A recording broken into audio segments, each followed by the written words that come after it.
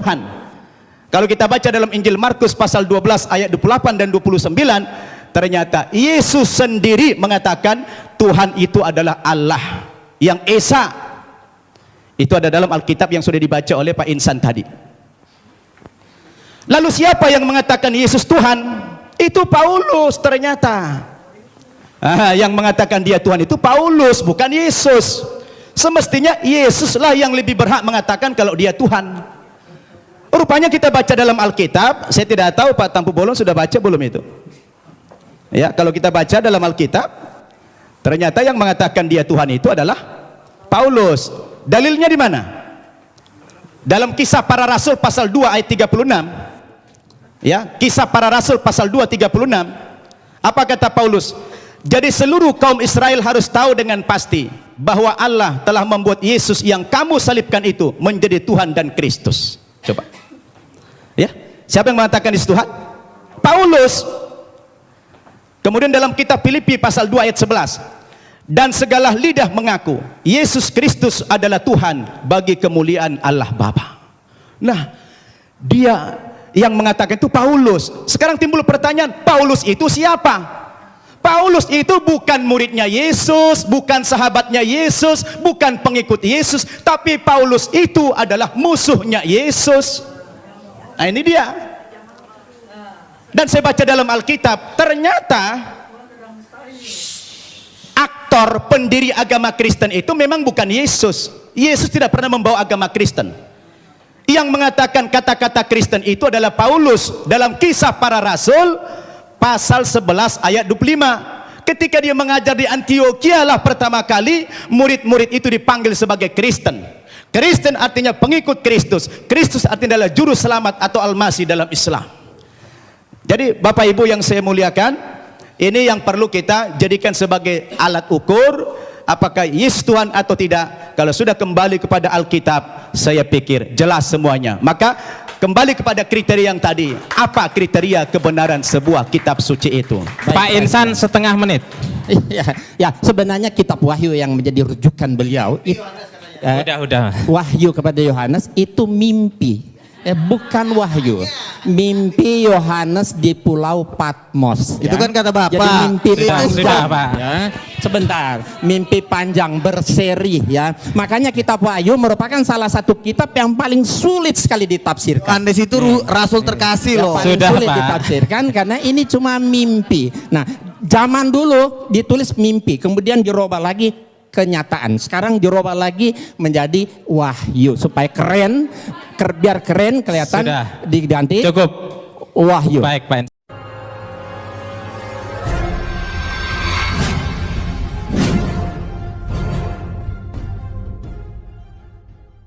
Assalamualaikum warahmatullahi wabarakatuh. Yang kami hormati para pembicara, Ustadz Samsul Arifin Nababan, Ustadz Insan Moko Ginta, dan yang saya hormati Bapak Luga Tambunan dan Bapak Yohanes Tampu Bolon. Tepuk tangan untuk mereka berempat. Acara ini adalah acara debat dengan tema Who is Jesus? Siapa sesungguhnya Yesus, siapa sesungguhnya Isa? Agama Islam dan agama Kristen mengenal begitu dekat siapa sesungguhnya Yesus. Kepada Bapak Luga, monggo dipersilahkan. Siapakah Yesus? Jadi waktu Yesus berjalan di muka bumi, dia dengan berjalan dengan 12 rasulnya, banyak anggapan yang mengatakan karena di bangsa Israel itu masih banyak yang belum kenal Yesus. Ada yang berkata nabi, ada yang berkata rasul, ada yang berkata bahkan ada yang mengatakan bahwa Yesus itu nabi palsu. Di Matius 16 waktu itu Yesus bertanya kepada orang-orang yang di sekeliling dia. Dia berkata, menurut kamu siapakah anak manusia itu? Yesus ngomong seperti itu. Siapakah anak manusia itu? Lalu jawab murid-muridnya, ada yang berkata nabi, Ada yang berkata Elia Yesus, katanya gitu. Terus mereka menjawab lagi, ada yang berkata Musa atau salah seorang di antara para nabi. Saudara tahu bahwa jawaban dari mereka ini sebenarnya sudah mewakili jawaban dari semua agama. Tetapi pada saat Yesus mendengarkan jawaban mereka ini, Yesus tidak mengatakan, itu benar, apa tadi? Nabi, itu benar Nabi. Yesus tidak marah seperti itu. Dia tidak pernah mengatakan seperti itu. Dia jalan lagi. Menurut kamu siapakah anak manusia itu? Salah satu di antara para nabi. Dia lewat. Siapakah Yesus itu? Musa. Dia lewat juga. Karena jawaban ini adalah menentukan hidup yang kekal. Jawaban ini menentukan keselamatan yang kekal. Lalu Yesus bertanya kepada murid-muridnya yang 12 itu. Menurut kamu siapakah aku ini? Dan kemuliaan Tuhan turun atas Petrus. Petrus menjawab, engkau adalah Mesias, anak Allah. Yesus langsung berkata begini, berbahagialah engkau Simon bin Yunus, karena bukan manusia yang mengatakan itu kepadamu, melainkan Bapakku yang di sorga. Dan saat itu juga Yesus mengatakan, mulai hari ini di atas batu karang ini aku akan mendirikan jemaatku, dan alam maut tidak akan menguasainya. Jadi banyak orang yang menjawab nabi. Di dunia ini banyak nabi utusan. Orang Yesus sendiri juga mengaku utusan kok. Yesus mengatakan aku diutus oleh Bapa. Nah kalau dia diutus kok dia Tuhan? Halo. Tetapi pada saat jawaban Petrus adalah jawaban yang diterima dengan dahsyat oleh Yesus. Sampai Yesus membuat suatu perjanjian kekal.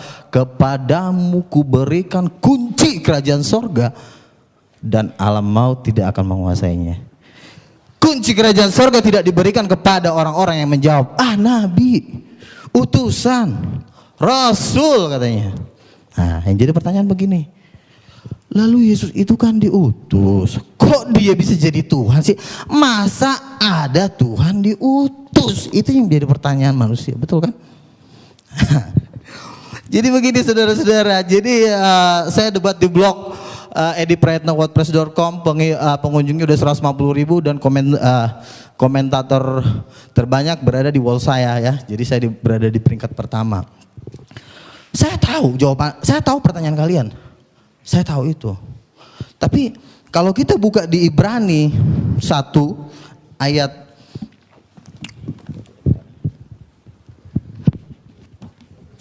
Ibrani 1 ayat yang kedua, saya bacakan dari sini. Maka pada zaman akhir ini ia telah berbicara kepada kita. Ayat 1 sampai 2 ya, saya baca dari. Setelah pada zaman dahulu berulang kali dan dalam berbagai cara berbicara kepada nenek moyang kita dengan perantara nabi-nabi. Jadi dari dulu Tuhan sudah berbicara kepada manusia itu melalui perantara nabi-nabi. Terus maka pada zaman akhir, berarti ada season kedua nih, habis zaman nabi-nabi baru ada season yang terakhir ya. Maka pada zaman akhir ia telah berbicara kepada kita dengan perantaraan anaknya yang telah ia tetapkan sebagai yang berhak menerima segala yang ada. Jadi Tuhan, Rasul Paulus menjelaskan bahwa dari dulu Tuhan menceritakan tentang dirinya melalui nabi-nabi, tetapi pada perjanjian baru Tuhan berbicara melalui anaknya. Saudara, kalau di dalam kerajaan sorga itu nabi-nabi itu disebut hamba-hamba Tuhan. Tetapi anak Allah itu bukan hamba. Saya adalah anak, saya punya pembantu. Derajat saya sebagai anak dengan pembantu itu beda. Karena anak itu darah bapak saya. Jadi pengertian ini yang harus dimengerti. Jadi kalau waktu itu saya pernah debat dengan Dr. Sani Umur, anak Allah itu artinya apa sih Pak? Anak Allah itu artinya orang yang disayang Tuhan, lalu langsung diterjemahkan menjadi nabi. Anak Allah tidak bisa langsung diterjemahkan dengan jadi nabi. Dasarnya apa? Karena Yesus mengatakan seperti ini. Pada waktu Yesus berjalan di muka bumi, dia memberikan suatu perintah kepada manusia.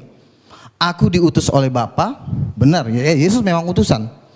Tetapi karena Yesus utusan bukan berarti dia langsung jadi nabi. Jangan langsung ditafsir sembarangan. Karena yang bisa berhak menafsirkan kitab para nabi-nabi itu cuma 12 rasul. Makanya dikatakan bahwa Yerusalem baru itu dibangun pondasinya itu nama 12 rasul. Jadi jangan ada satu manusia pun sekalipun dia gelarnya doktor, profesor, mau dari Harvard, mau dari manapun, tidak punya hak menafsirkan kitab para nabi. Jadi yang bisa menafsirkan kitab para nabi itu cuma rasul. Amin, saudara. Jadi rasul-rasul inilah yang bisa menjelaskan karena mereka dasar pondasi. Kalau Anda mendengarkan menurut pendapat doktor teologi A, doktor teologi B, dasarnya apa? Kenapa rasul bisa menjelaskan kitab para nabi? Satu, contoh Rasul Paulus. Rasul Paulus adalah diklaim orang muslim sebagai pendiri agama Kristen. Jadi katanya Rasul Paulus itulah yang mengatur semua tentang Yesus Tuhan itu di Alkitab. Rasul Paulus menjelaskan tentang Yesus Tuhan itu nggak cuma ngomong, saudara, itu diteguhkan dengan tanda-tanda mujizat. Siapapun tidak boleh menafsirkan kitab para nabi kalau tidak diteguhkan dengan tanda-tanda mujizat. Ada waktu itu Rasul Paulus menginjili seseorang, dia bilang begini, udah kau percaya Yesus Tuhan, ada juga datang nabi palsu. Udah jangan dengar si Paulus, Paulus tuh palsu. Paulus bilang apa? Paulus bilang gini di Kisah Para Rasul, hai anak iblis, buta kau, buta langsung. Jadi bagaimana mungkin seorang buta ini yang udah dibutakan sama Paulus mengatakan gini sama Paulus, kau palsu ya, dia aja jalan nggak bisa. Paulus udah melakukan satu tanda mujizat yang dahsyat. Makanya kesaksiannya itu bisa dipegang. Jadi nggak cuma ngomong, Tuhan tuh nggak segan dengan gelar Anda doktor. Emang Tuhan takut kalau gelar Anda profesor? Tuhan nggak takut. Tetapi Tuhan takut apabila engkau disertai Tuhan dan engkau melakukan tanda-tanda mujizat. Mungkin Anda berkata, wah, Joko Bodo juga bisa bikin mujizat. Ini juga bisa bikin mujizat. Siapa tuh? Ponari. Saya mau katakan satu hal ya. Tuhan Yesus sudah tahu kalau nanti omongan-omongan seperti itu akan ada di dunia. Dia udah tahu banget. Makanya Yesus memberikan standar mujizat, ya. Dia berikan standar. Waktu itu Yohanes Pembaptis bertanya, apakah engkau Mesias? Apakah engkau yang akan datang itu? Yesus memberikan standar mujizat kepada murid-murid Yohanes yang diutus ke dia. Dia bilang begini, katakan kepada Yohanes, orang buta melihat, orang lumpuh berjalan, orang mati dibangkitkan, dan kepada orang miskin diberikan tanda-tanda mujizat. Jadi mujizat ini menjadi standar kemuliaan Tuhan. Jadi pertanyaan gini, Joko Bodo juga bisa bikin mujizat. Kalau memang Joko Bodo bisa bikin mujizat, coba bikin aja kayak gitu. Saya nggak pernah dengar mujizat-mujizat seperti yang dikatakan di Matius 9 ayat 8. Bangkitkanlah orang mati, usirlah setan, tahirkan orang kusta, celikkan mata orang buta. Dan ayat ini cuma ada di Alkitab, saudara. Maaf nih saudara, ayat seperti itu tidak ada di Al-Quran. Jadi mujizat, makanya Tuhan mengatakan,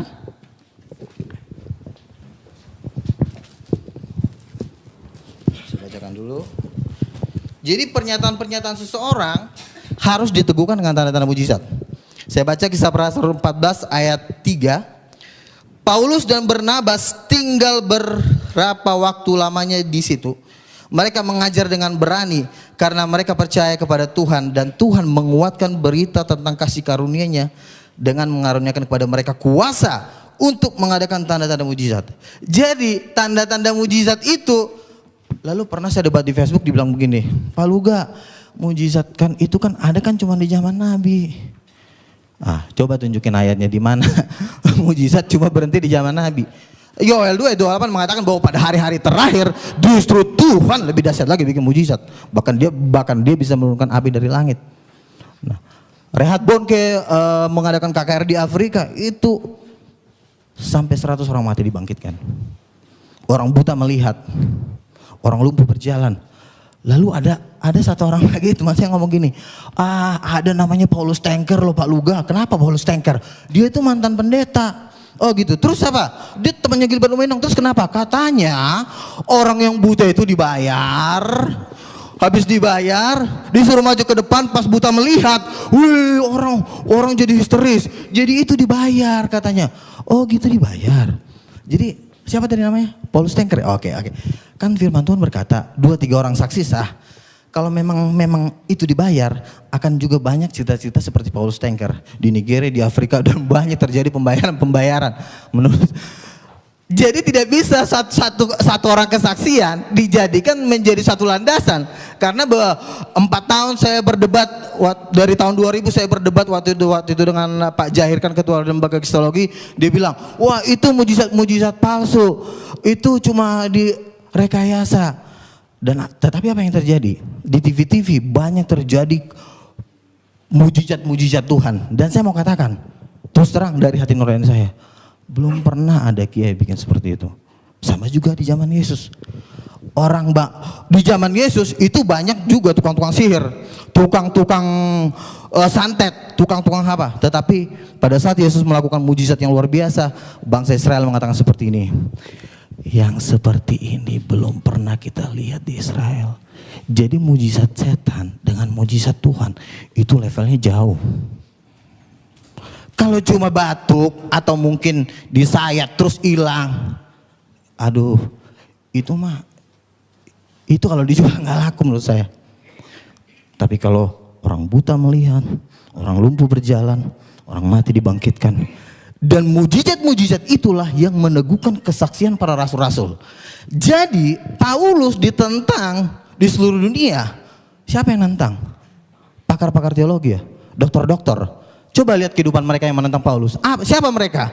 Mereka juga nggak jelas gitu loh. Kecuali mereka membuat tanda-tanda mujizat yang lebih dari Paulus. Dia membuat mujizat-mujizat yang 2 kali lipat lebih hebat dari Paulus, baru boleh dia ngomong. Tapi kalau cuma Paulus palsu, dasarnya apa? Itu ayatnya. Paulus sendiri mengatakan, oleh dustaku semua ini. Terus Paulus palsu apa?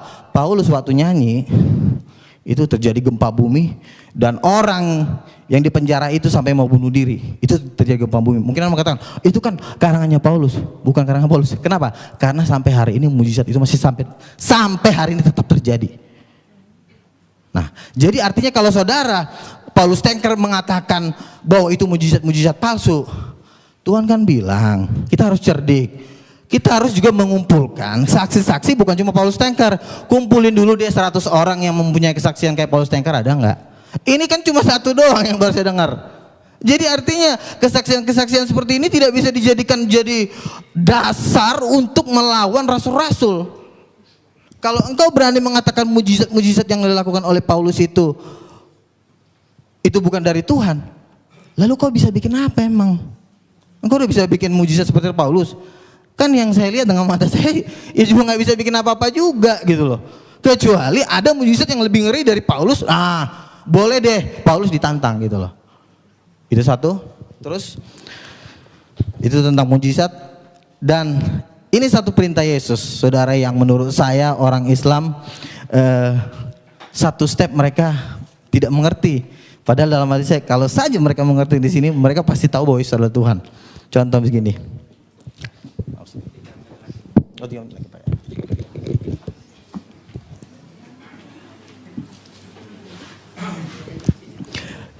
Yesus turun ke bumi, dia memberikan satu perintah. Perintahnya apa? Yesus berkata, percayalah kepada Allah, berdoalah kepada Allah. Orang Islam langsung amin, yes. Wih, sama dong sama kita. Yesus aja juga menyuruh orang berdoa kepada Allah. Wih, yes. Kita percaya kepada Allah, sama. Buktinya Yesus menyuruh orang berdoa kepada Allah. Berarti dia bukan Tuhan. Salah. Masih ada sambungannya. Inilah yang kalian gak pernah pelajarin. Apa? Yesus mengatakan seperti ini. Berdoalah kepada Allah. Terus sambungannya apa? Ada yang tahu nggak? Ada yang tahu nggak? Berarti nggak pernah baca Alkitab. Ayo, ada yang tahu nggak? Wah, katanya ini pakar-pakar kristologi semua nih. Katanya, wah, berdoa kepada Allah, sambungannya apa? Kan orang muslim kan mengatakan gini, berdoa kepada, oh iya sama. Kita disuruh percaya sama Allah. Terus itu masih ada sambungannya. Oh, orang Islam nggak mau. Enggak. Percaya kepada Allah, cukup. Menyembah Allah aja. Allahu Akbar. Kata Yesus, belum selesai. Enggak, cuma itu aja. Yang penting berdoa kepada Allah. Belum selesai kata Yesus. Dan apa yang terjadi di hari penghakiman?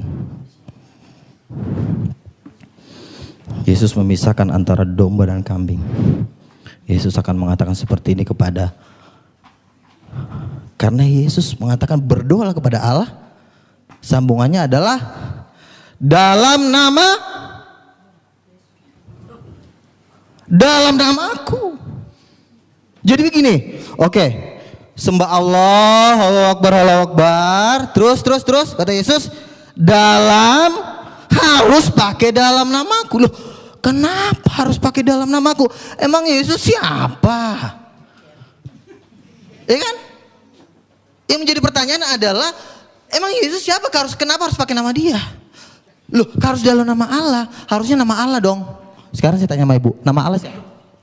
Allah. Nama Allah katanya Allah. Salah. Yesus tidak pernah menulis di Alkitab, wahai kamu manusia di muka bumi. Ya Tuhan Yesus. Nama Allah, nama Bapakku adalah Allah. Mana ayatnya? Dalam Al-Quran ada. Ya. Jadi begini, makanya kita harus tahu perjanjian lama.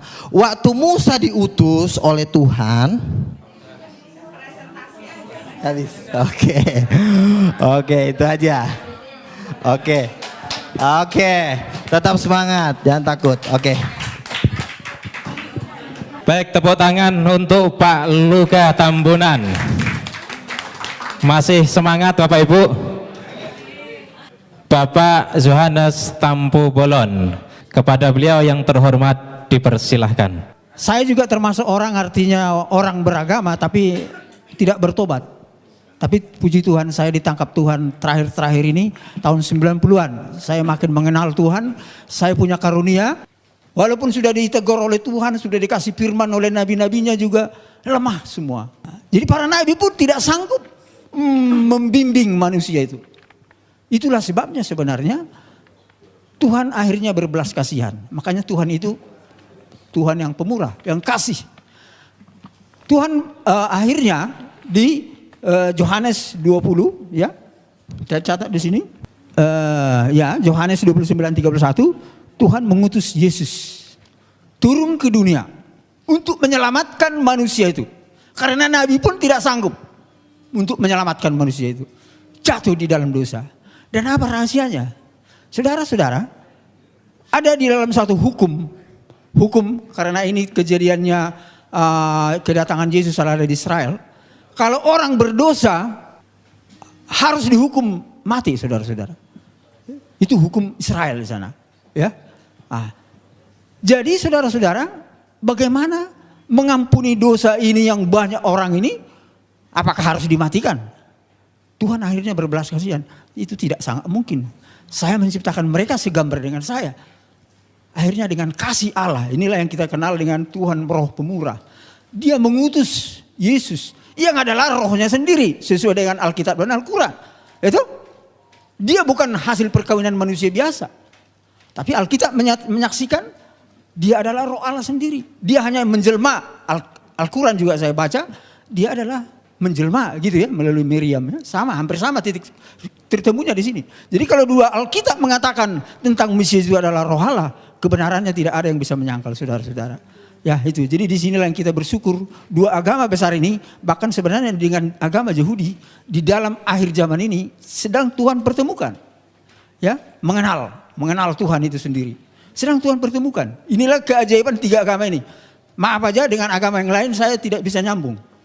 Karena tidak ada nabi-nabinya, tidak ada pewahyuannya.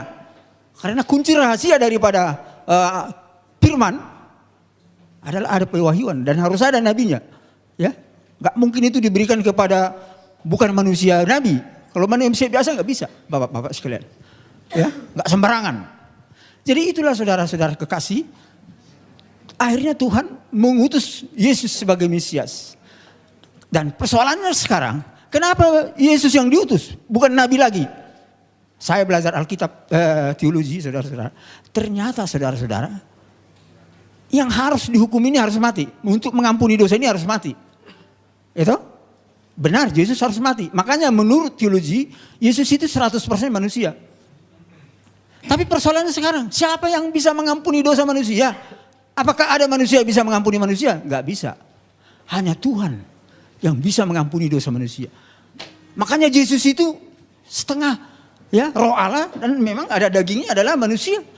Dan lahir ke bumi. 100% Allah dan 100% manusia. Itulah keajaibannya.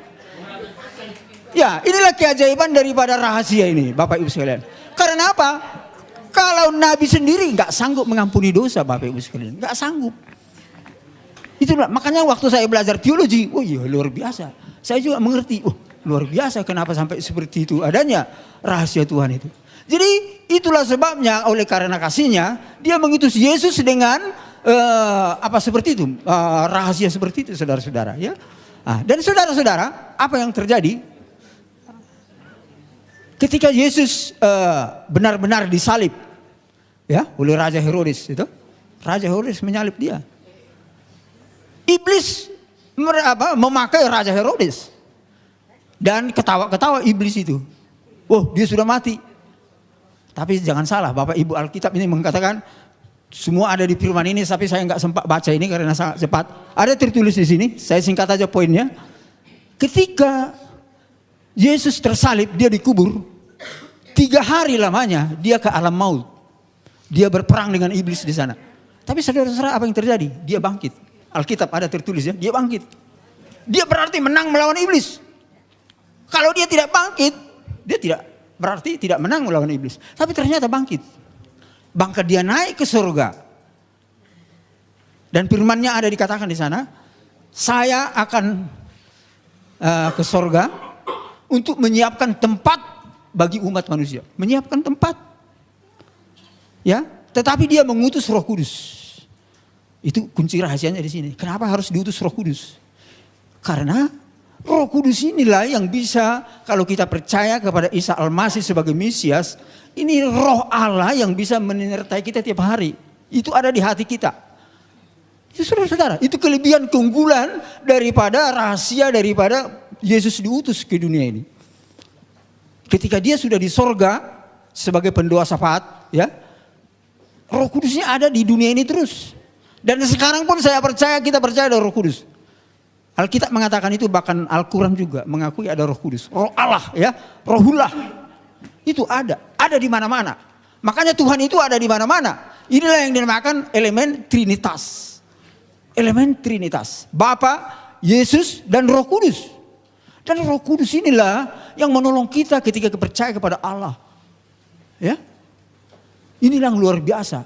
Dan saudara-saudara, para rasul, para nabi disertai Roh Kudus. Kalau tidak ada Roh Kudusnya para nabi, wah itu bukan nabi, saudara-saudara. Bukan rasul itu namanya. Dan saya bersyukur saya telah diurapi oleh Roh Kudus ketika saya percaya kepada Isa. Bahkan saya ada kuasa dan pengalaman menghancurkan kuasa iblis. Oh, luar biasa Bapak Ibu. Kalau kita diurapi oleh Roh Kudus itu sendiri, kita ada kuasa, ada firman-Nya tertulis. Ada kuasa. Bisa, iblis itu bisa kita hancurkan. Kuasanya ya, jangan salah.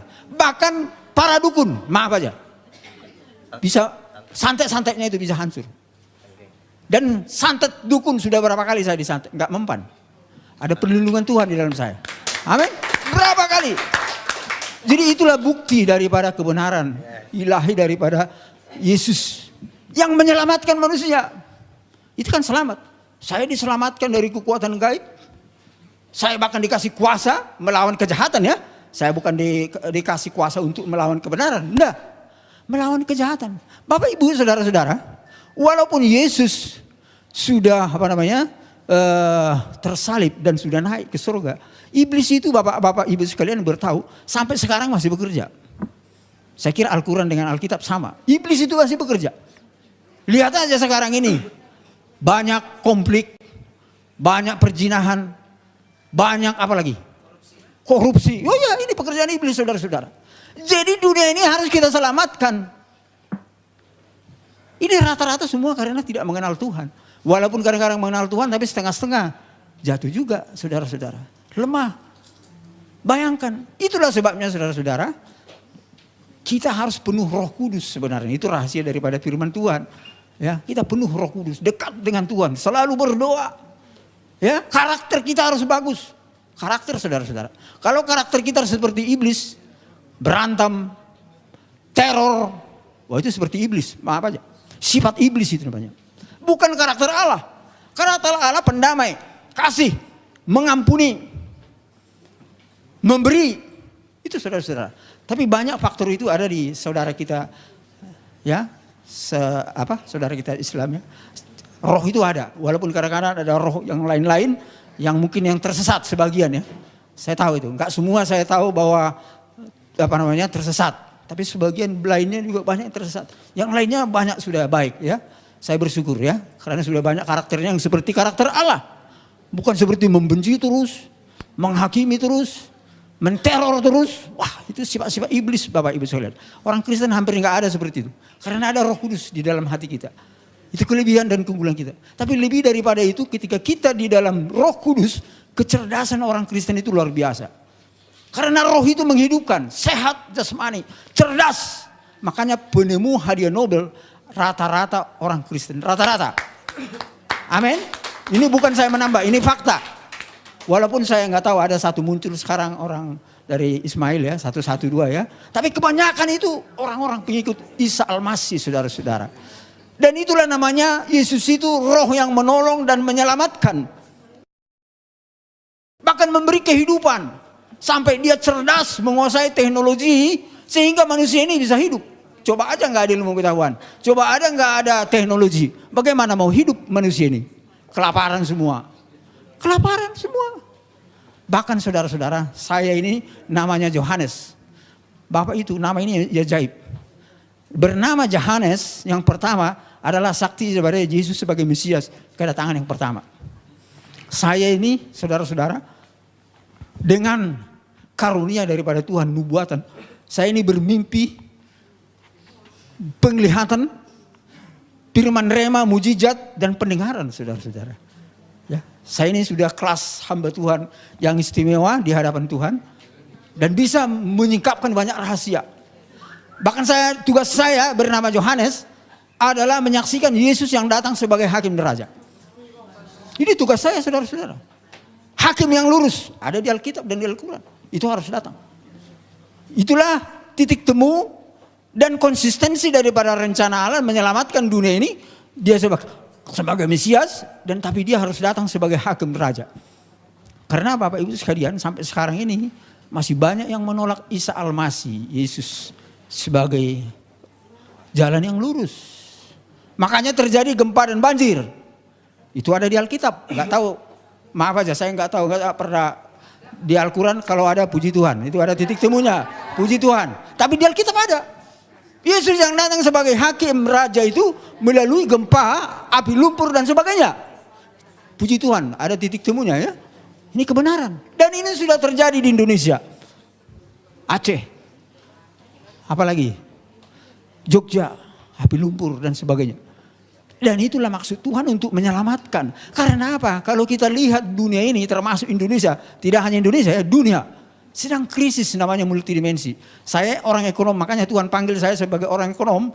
Ini yang saya tulis di buku saya ini. Bagaimana rahasia menyelesaikan krisis multidimensi. Saya menemukan teori ekonomi yang baru, saudara-saudara. Saya menemukan teologi yang baru. Ya, ini yang saya ceritakan ini secara singkat. Akibat daripada rahasia itu dibuka Tuhan kepada saya. Sehingga dunia ini, Indonesia ini menjadi baru. Karena apa saudara-saudara? Kerajaan Allah yang Tuhan mau bangun sekarang ini bukan langsung ke sorga. Ini adalah zaman akhir zaman, 1000 tahun damai. Itu sesuai dengan Wahyu 20. Yesus yang memerintah sebagai hakim raja. Karena dia yang pernah datang ke dunia ini, dia akan kembali ke dunia ini menjadi raja di dunia ini. Raja yang memulihkan dunia ini. Jadi saudara-saudara, jangan istilahnya salah mengerti. Kalau bukan Tuhan yang memulihkan dunia ini siapa yang sanggup? Nabi pun tidak sanggup dalam sejarahnya. Hanya Tuhan. Roh Allah itu sendiri bekerja melalui orang-orang yang baik dan benar. Sehingga antara lain moral etika daripada pemimpin ekonomi politik termasuk pemimpin agama ini harus benar. Dan disitulah roh Allah itu bekerja. Kalau berdosa terus hubungan kita dengan Tuhan putus. Ya, bahkan dihakimi kita. Kalau kita berdosa terus. Walaupun kita sudah beragama namanya. Itu? Tapi berdosa terus. Inilah rencana Tuhan saudara-saudara sebagai hakim raja. Makanya saya pernah bertanya kepada Tuhan. Kenapa Tuhan Yesus datang sebagai Mesias. Kemudian datang sebagai hakim raja. Saudara-saudara sekalian, penelitian saya di dalam alam roh dan Alkitab. Yesus datang sebagai Mesias itu dia lebih menekankan kepada roh kemurahan. Kasih. Ya, bahkan dia sampai mau tersalib untuk menyelamatkan manusia itu. Tetapi saudara-saudara, Alkitab mengatakan kalau Yesus datang sebagai hakim raja, dia akan mencurahkan sifat Allah yang perkasa. Bukan yang pemurah, yang perkasa. Tapi tidak meninggalkan yang pemurah. Ini aspek nubuatan ya, teologi. Yang perkasa artinya tegas. Yang jahat harus dihukum. Yang fasik harus ditegur. Bertobat. Begitu saudara-saudara. Sampai terjadi gempa banjir itu semua adalah teguran. Bagi orang-orang yang gak percaya Tuhan itu saudara-saudara. Sampai dia semua agama percaya bahwa hakim yang adil itu jalan yang lurus itu menyatakan dirinya. Kiranya Tuhan memberkati kita semua.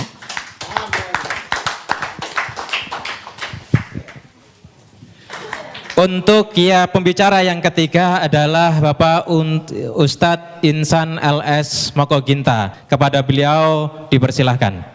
Baiklah. Bismillahirrahmanirrahim. Assalamualaikum warahmatullahi wabarakatuh. Alhamdulillahillazi arsala rasulahu bil huda wa dinil haq liyuzhir 'ala dini kullihi walau karihal musyrikun. Asyhadu an la ilaha illallah wahdahu la syarikalah. Asyhadu anna Muhammadar Rasulullah la nabiyya ba'dah. Amma ba'd. Bapak Ibu hadirin sekalian yang dirahmati oleh Allah Subhanahu wa taala, tadi kita telah mendengarkan paparan dari teman-teman kita pembicara dari Kristen, yaitu Bapak Luga Tambunan dan Pak Yohanes Tampu Bolon. Sebenarnya tema ini bukan hanya who is Jesus, masih ada sambungannya ya.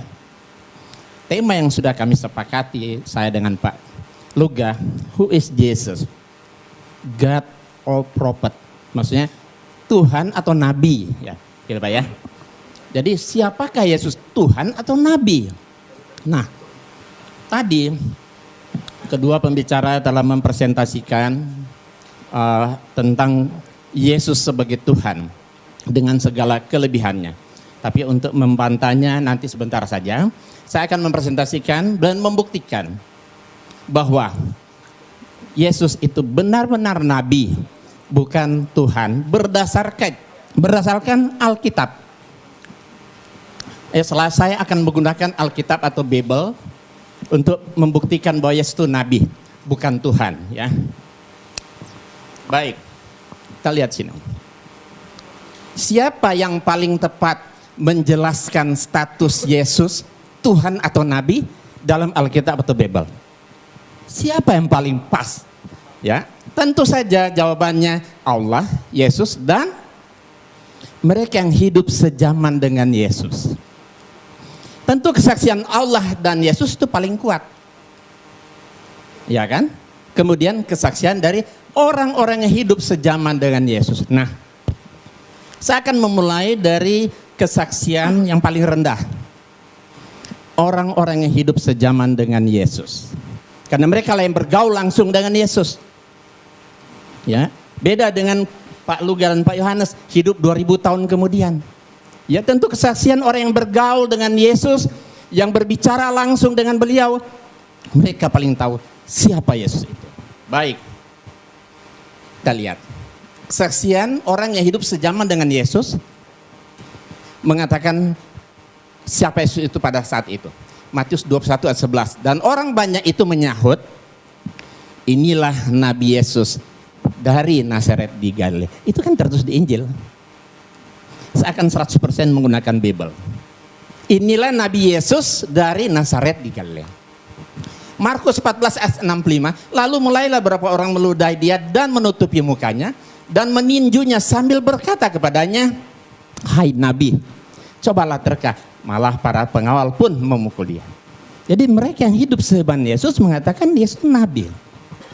Nabi Yesus. Ya. Tapi orang Kristen tidak mau mengatakan Nabi Yesus. Kalau Nabi Isa. Nabi Isa. Kalau Yesus Tuhan Yesus katanya. Tapi kalau kami dalam Islam ya Nabi Isa. Berarti Yesus itu Nabi. Nah, selanjutnya kita lihat banyak ayat-ayat yang berbicara seperti ini. Katanya kepada mereka, apakah itu? Jawab mereka, apa yang terjadi dengan Yesus orang Nazaret? Dia adalah seorang nabi. Yohanes 7 ayat 40, berapa orang di antara orang banyak yang mendengarkan perkataan-perkataan itu berkata, dia ini benar-benar seorang nabi. Ya, ia adalah seorang nabi. Jadi, mau diulang yang tadi? Enggak, langsung ya. Jadi tadi kesaksian orang yang hidup sejaman ini dengan Yesus mengatakan Yesus itu adalah nabi. Saya lebih percaya kepada orang yang bergaul dan hidup sejaman dengan Yesus ketimbang orang yang hidup 2000 tahun kemudian. Kemudian Yesus sendiri yang memberi kesaksian. Ini derajat lebih tinggi karena Yesus sendiri yang memberi kesaksian. Injil itu ada 4. Matius, Markus, Lukas dan Yohanes. Ternyata keempat Injil semua Yesus mengaku dengan jujur dan polos dia itu nabi. Lalu mereka kecewa dan menolak dia. Maka Yesus berkata kepada mereka, titik 2 koma pembuka. Berarti ini ucapan Yesus kan? Seorang nabi dihormati di mana-mana kecuali di tempat asalnya dan di rumahnya. Jadi Yesus sendiri yang memberi kesaksian dia itu nabi. Injil Markus, maka Yesus berkata kepada mereka, seorang nabi dihormati di mana-mana. Injil Lukas, nabi. Injil Yohanes, nabi. Ini ucapan Yesus sendiri loh. Ya kan? Kita lebih tentu jelas sekali, lebih jauh lebih kuat kesaksian Yesus ketimbang kesaksian orang-orang yang hidup zaman di dalam Alkitab. Ya, Pak Luga boleh lihat. Ya. Pasal 5 ayat 29. Tetapi Petrus dan rasul-rasul itu menjawab, katanya, kita harus lebih taat kepada Allah daripada kepada manusia. Iya, kita lebih taat kepada Allah daripada manusia. Nah, tentu setelah Allah, Yesus kan baru manusia. Kalau tadi kesaksian manusia, Paulus. Sekarang kesaksian Yesus tentu jauh lebih kuat. Apalagi kesaksian Allah kan? Kita lihat, Allah itu bukan manusia. Di dalam Alkitab 1 Samuel 15:9 lagi sang mulia dari Israel tidak berdosa dan ia tidak tahu menyesal sebab ia bukan manusia. Aku tidak akan melaksanakan murkaku yang bernyala-nyala itu tidak akan membinasakan Efraim kembali sebab aku ini Allah dan bukan manusia. Nah, kemudian lihat saksian Allah lebih kuat tadi kan? Nah, di dalam Ulangan 4 ayat 3, engkau diberi melihatnya untuk mengetahui bahwasanya Tuhanlah Allah, tidak ada yang lain kecuali Dia. La ilaha illallah. Ulangan 4:39, sebab itu ketahuilah pada hari ini dan camkanlah bahwa Tuhanlah Allah yang di langit, di atas dan di bumi dan di bawah, tidak ada yang lain. La ilaha illallah. Kemudian Ulangan 6 ayat 4, dengarlah hai orang Israel, Tuhan itu Allah kita, Tuhan itu Esa. Esa berarti 1, bukan 2, bukan dia. Kesaksian Allah lebih kuat. Tadi sudah dibacakan tadi kan? Kita menerima kesaksian manusia, tapi kesaksian Allah itu harus lebih kuat.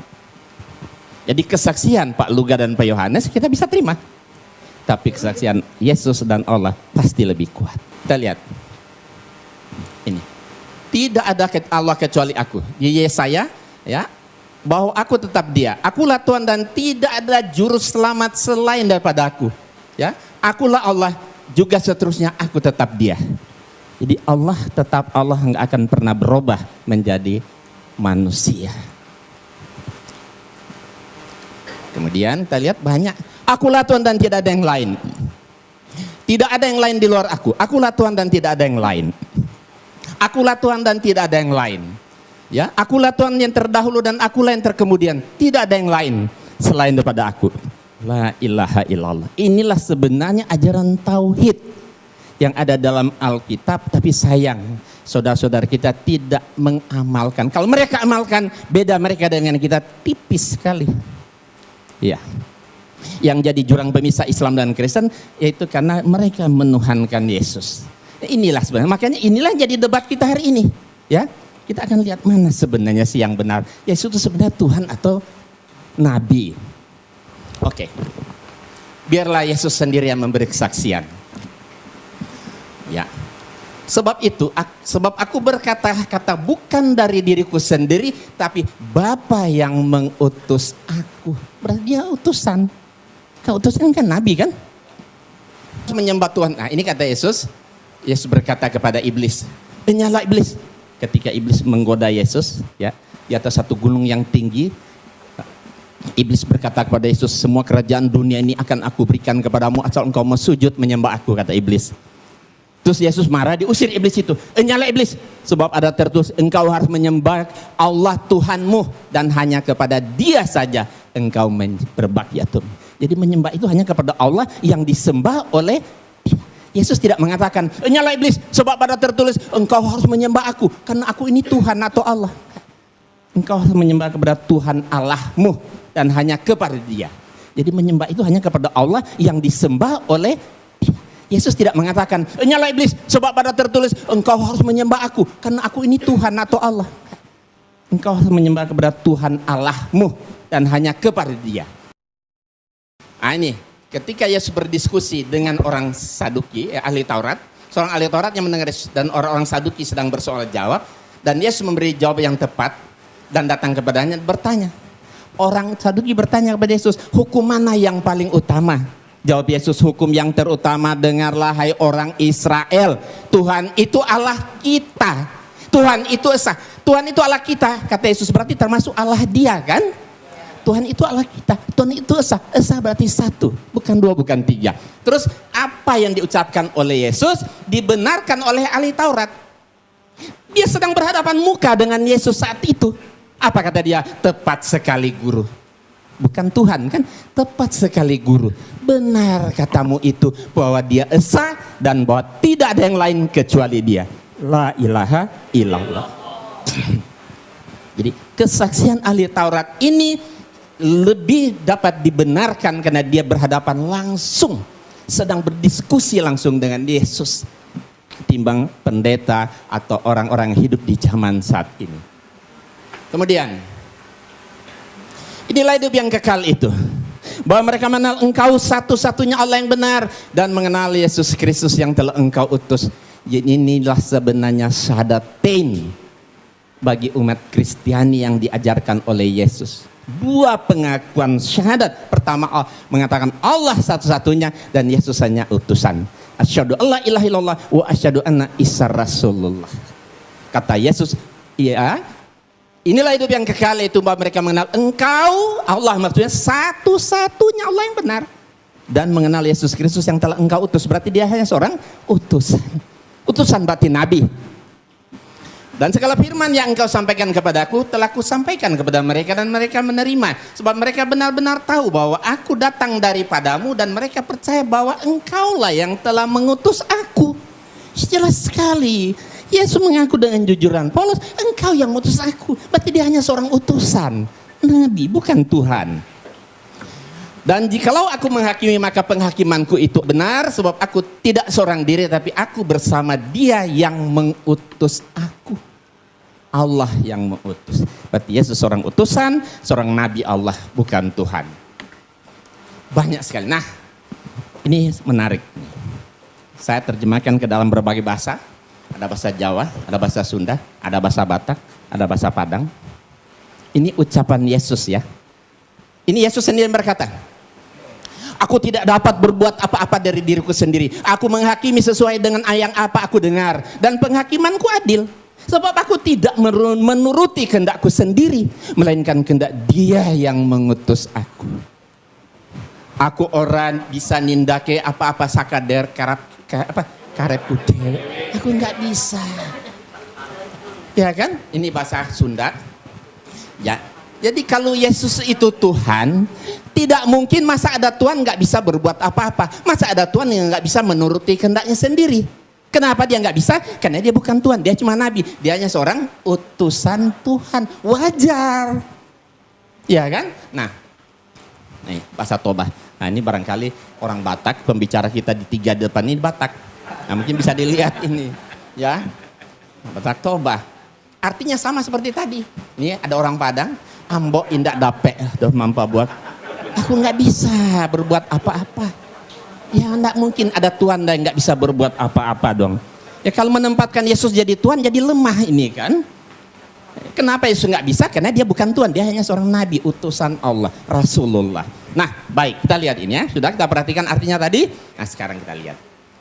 Setiap yang tidak bisa berbuat apa-apa atas dirinya sendiri pasti bukan Tuhan. Yesus tidak bisa berbuat apa-apa atas dirinya sendiri, berarti Yesus bukan Tuhan. Setiap yang tidak bisa menuruti kehendaknya sendiri berarti pasti bukan Tuhan. Yesus tidak bisa menuruti kehendaknya sendiri, berarti Yesus bukan Tuhan. Setiap yang mengaku diutus oleh Tuhan pasti bukan Tuhan.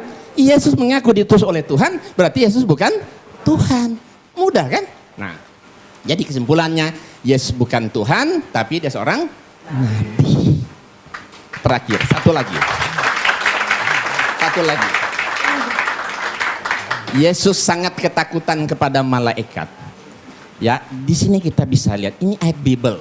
Kita bukan merendahkan Yesus, tapi mendudukkan Yesus pada posisinya yang benar. Ya. Kalau Yesus itu Tuhan, masa ada Tuhan takut sama malaikat? Tentu nggak wajar kan? Tapi kalau dia nabi, wajar. Maka seorang malaikat dari langit menampakkan diri kepada Yesus. Ya, untuk memberi kekuatan kepadanya. Ya, Yesus sangat ketakutan dan semakin bersungguh-sungguh berdoa. Peluhnya bagaikan keringat darah yang bertetesan ke tanah. Perhatikan, Yesus ketakutan kepada malaikat. Nah, kita lihat di sini Injil bahasa Sunda dan Jawa. Ya, silakan baca yang orang Jawa sama orang Sunda. Injil bahasa Batak. Ini bahasa Padang. Ada nggak orang Padang sini? Ada. Oke, kita lihat. Jadi kesimpulannya, setiap yang menerima kekuatan dari malaikat Tuhan pasti bukan Tuhan. Yesus menerima kekuatan dari malaikat Tuhan, berarti Yesus bukan Tuhan. Setiap yang ketakutan kepada malaikat Tuhan, pada malaikat pasti bukan Tuhan. Yesus ketakutan kepada malaikat, berarti Yesus bukan Tuhan. Setiap yang bersungguh-sungguh berdoa kepada Allah, pada Tuhan pasti bukan Tuhan. Yesus bersungguh-sungguh berdoa kepada Tuhan, berarti Yesus bukan Tuhan. Setiap yang mengeluarkan seperti keringat darah saking takutnya kepada malaikat, pasti bukan Tuhan. Yesus mengeluarkan seperti keringat darah saking takutnya kepada Tuhan, berarti Yesus bukan Tuhan. Nah, kalau Yesus banyak mujizat seperti yang disampaikan oleh Pak Luga tadi, mujizatnya hebat, bisa menyembuhkan orang sakit, membangkitkan orang mati dan sebagainya, itu namanya mujizat kan? Itu karena biiznillah, karena atas izin Allah. Jadi bukan Yesus yang hebat itu Allah. Karena doa Yesus dikabulkan, terjadilah. Iya, karena diizinkan oleh Allah, maka mujizat itu jadi. Makanya ya, Yesus banyak sekali ayat-ayat. Kalau mau lihat ke waktunya sebentar, saya akan perlihatkan kumpulan Yesus berdoa. Banyak sekali ayat dalam Alkitab Yesus berdoa kepada Tuhan. Kalau Yesus itu Tuhan, kenapa Tuhan masih berdoa kepada Tuhan yang mana lagi? Nah, karena doanya dikabulkan, terjadilah mujizat itu untuk membuktikan bahwa dia itu betul-betul seorang nabi. Ya kan, supaya Bani Israel yakin dan percaya bahwa Nabi Isa adalah seorang nabi. Ya, saya rasa nanti dilanjutkan ya. Terima kasih kepada Bapak Insan LS Moko Ginta. Sekali lagi tepuk tangan biar tambah semangat. Baik, untuk pembicara kita terakhir yang keempat adalah Ustadz Samsul Arifin Nababan. Ini pembicara Batak yang ketiga. Kepada beliau 20 menit dipersilahkan. Assalamualaikum warahmatullahi wabarakatuh. Selamat sore kepada saudara-saudara kami dari umat Kristiani. Alhamdulillah, Wassalatu wassalamu ala Rasulillah wa ala alihi wa sahbihi wa mawalah, amma ba'd. Yang kita hormati saudara kita, pembicara dari umat Kristiani, Bapak Pendeta Luga Tambunan, dan juga Bapak Pendeta Johannes Tampu Bolon. Juga yang kita hormati pembicara dari pihak Muslim, Ustadz Haji Insan LS Mokoginta. Bapak-bapak, ibu-ibu, para hadirin dan pendengar yang saya muliakan. Pertama sekali, saya secara pribadi sangat mengapresiasi acara dialog yang semacam ini, yang menurut hemat saya kegiatan dialog ini sudah lama sekali tidak pernah dibudayakan oleh masyarakat kita, dialog lintas agama. Dan mudah-mudahan kita yang menghidupkan kembali tradisi ini untuk kemudian diikuti oleh generasi kita yang lain. Al-Quran sendiri memang memerintahkan kepada umat Islam untuk senantiasa membudayakan dialog. Dan dialog itu salah satu perintah Allah dan juga salah satu metode, salah satu cara untuk menyampaikan misi-misi kita. Al-Quran sendiri yang berjumlah 6.236 ayat kurang lebih, hampir sepertiga berbicara tentang dialog. Apakah itu dialog Allah dengan malaikat, dialog Allah dengan para nabi, dialog nabi dengan para orang tua dan anaknya, dialog Nabi dengan umatnya, itu banyak kita jumpai dalam Al-Quran. Nah, salah satu dialog yang dianjurkan dalam Al-Quran ini adalah kita berdialog dengan saudara-saudara kita yang non-Muslim. Seperti yang Allah perintahkan dalam surat Al-Ankabut ayat 46. A'udzu billahi minasyaitonir rajim. Wa la tujadilu ahlal kitabi illa billati hiya ahsan. Janganlah kamu berdebat dengan orang-orang Yahudi dan Nasrani atau orang ahli kitab terkecuali dengan cara yang terbaik, bukan baik. Al-Quran memerintahkan bukan baik, tetapi harus dengan cara yang terbaik. Kalau sudah terbaik ini dalam segala aspek, pilihan materinya, maudhu yang dibicarakan, susunan katanya, bahasanya, dan lain sebagainya. Karena dialog ini adalah salah satu cara kita untuk menyampaikan kebenaran. Demikian juga dalam surat An-Nahl ayat 125. Allah mengatakan, A'udzubillahi minasyaitonir rajim. Ud'u ila sabili rabbika bil hikmah wal mau'izatil hasanah wajadilhum billati hiya ahsan. Ajaklah manusia itu ke jalan Tuhanmu, kepada kebenaran, kepada Islam. Dengan cara apa kita mengajak mereka? Yang pertama kata Allah, bil hikmah, dengan penuh kebijaksanaan. Yang kedua, dengan memberikan nasihat-nasihat dan pelajaran-pelajaran yang berguna, yang bermanfaat, yang mudah dicerna. Dan yang ketiga, kepada orang yang berbeda keyakinan dengan kamu, kata Allah, wajadilhum billati hiya ahsan. Berdialog atau berdebat dengan mereka, tetapi dengan cara yang terbaik, kata Allah. Jadi dialog itu sebetulnya dalam Islam, Pak Tambunan, Pak Tampu Bolon, merupakan perintah agama yang harus dibudayakan. Bahkan Allah sendiri ketika hendak menciptakan manusia ini dialog dulu dengan malaikat. Nah, Allah itu dialog dengan malaikat. Karena cara-cara dialog itu adalah cara yang paling efektif. Oleh karena itu saya melalui mimbar ini, melalui forum ini mengingatkan kita semua memang dialog itu tujuannya bukan mencari menang kalah. Ya, dialog itu bukan mencari kemenangan atau kekalahan. Tetapi dialog itu sebuah sarana kita untuk menyampaikan kebenaran, untuk dakwah. Itu makanya dakwah dalam pandangan agama Islam, Pak Tambunan, dakwah itu tujuannya adalah mengajak. Begitu juga Pak Tampu Bolon ceramah. Saya tadi membayangkan Bapak berdua ini mempresentasikan materinya dengan hujjah, dengan dalil-dalil yang jelas. Justru malah terbalik, yang paling banyak bicara Alkitab malah Pak Insan dari Muslim.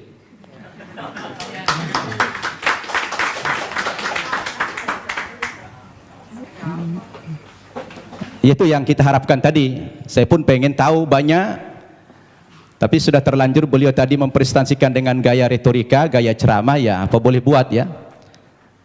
Saya tadi berharap dialog ini dengan cara-cara yang ilmiah, tidak dengan ceramah, tapi menggunakan dalil. Ada dua dalil yang bisa kita pakai. Pertama, dalil nakli, teks atau konsep. Yang kedua, dalil akli, akal atau logik. Dua hal ini bisa menangkap kebenaran yang sedang kita diskusikan hari ini, yang mengambil tema siapa itu Yesus, Tuhan atau Nabi.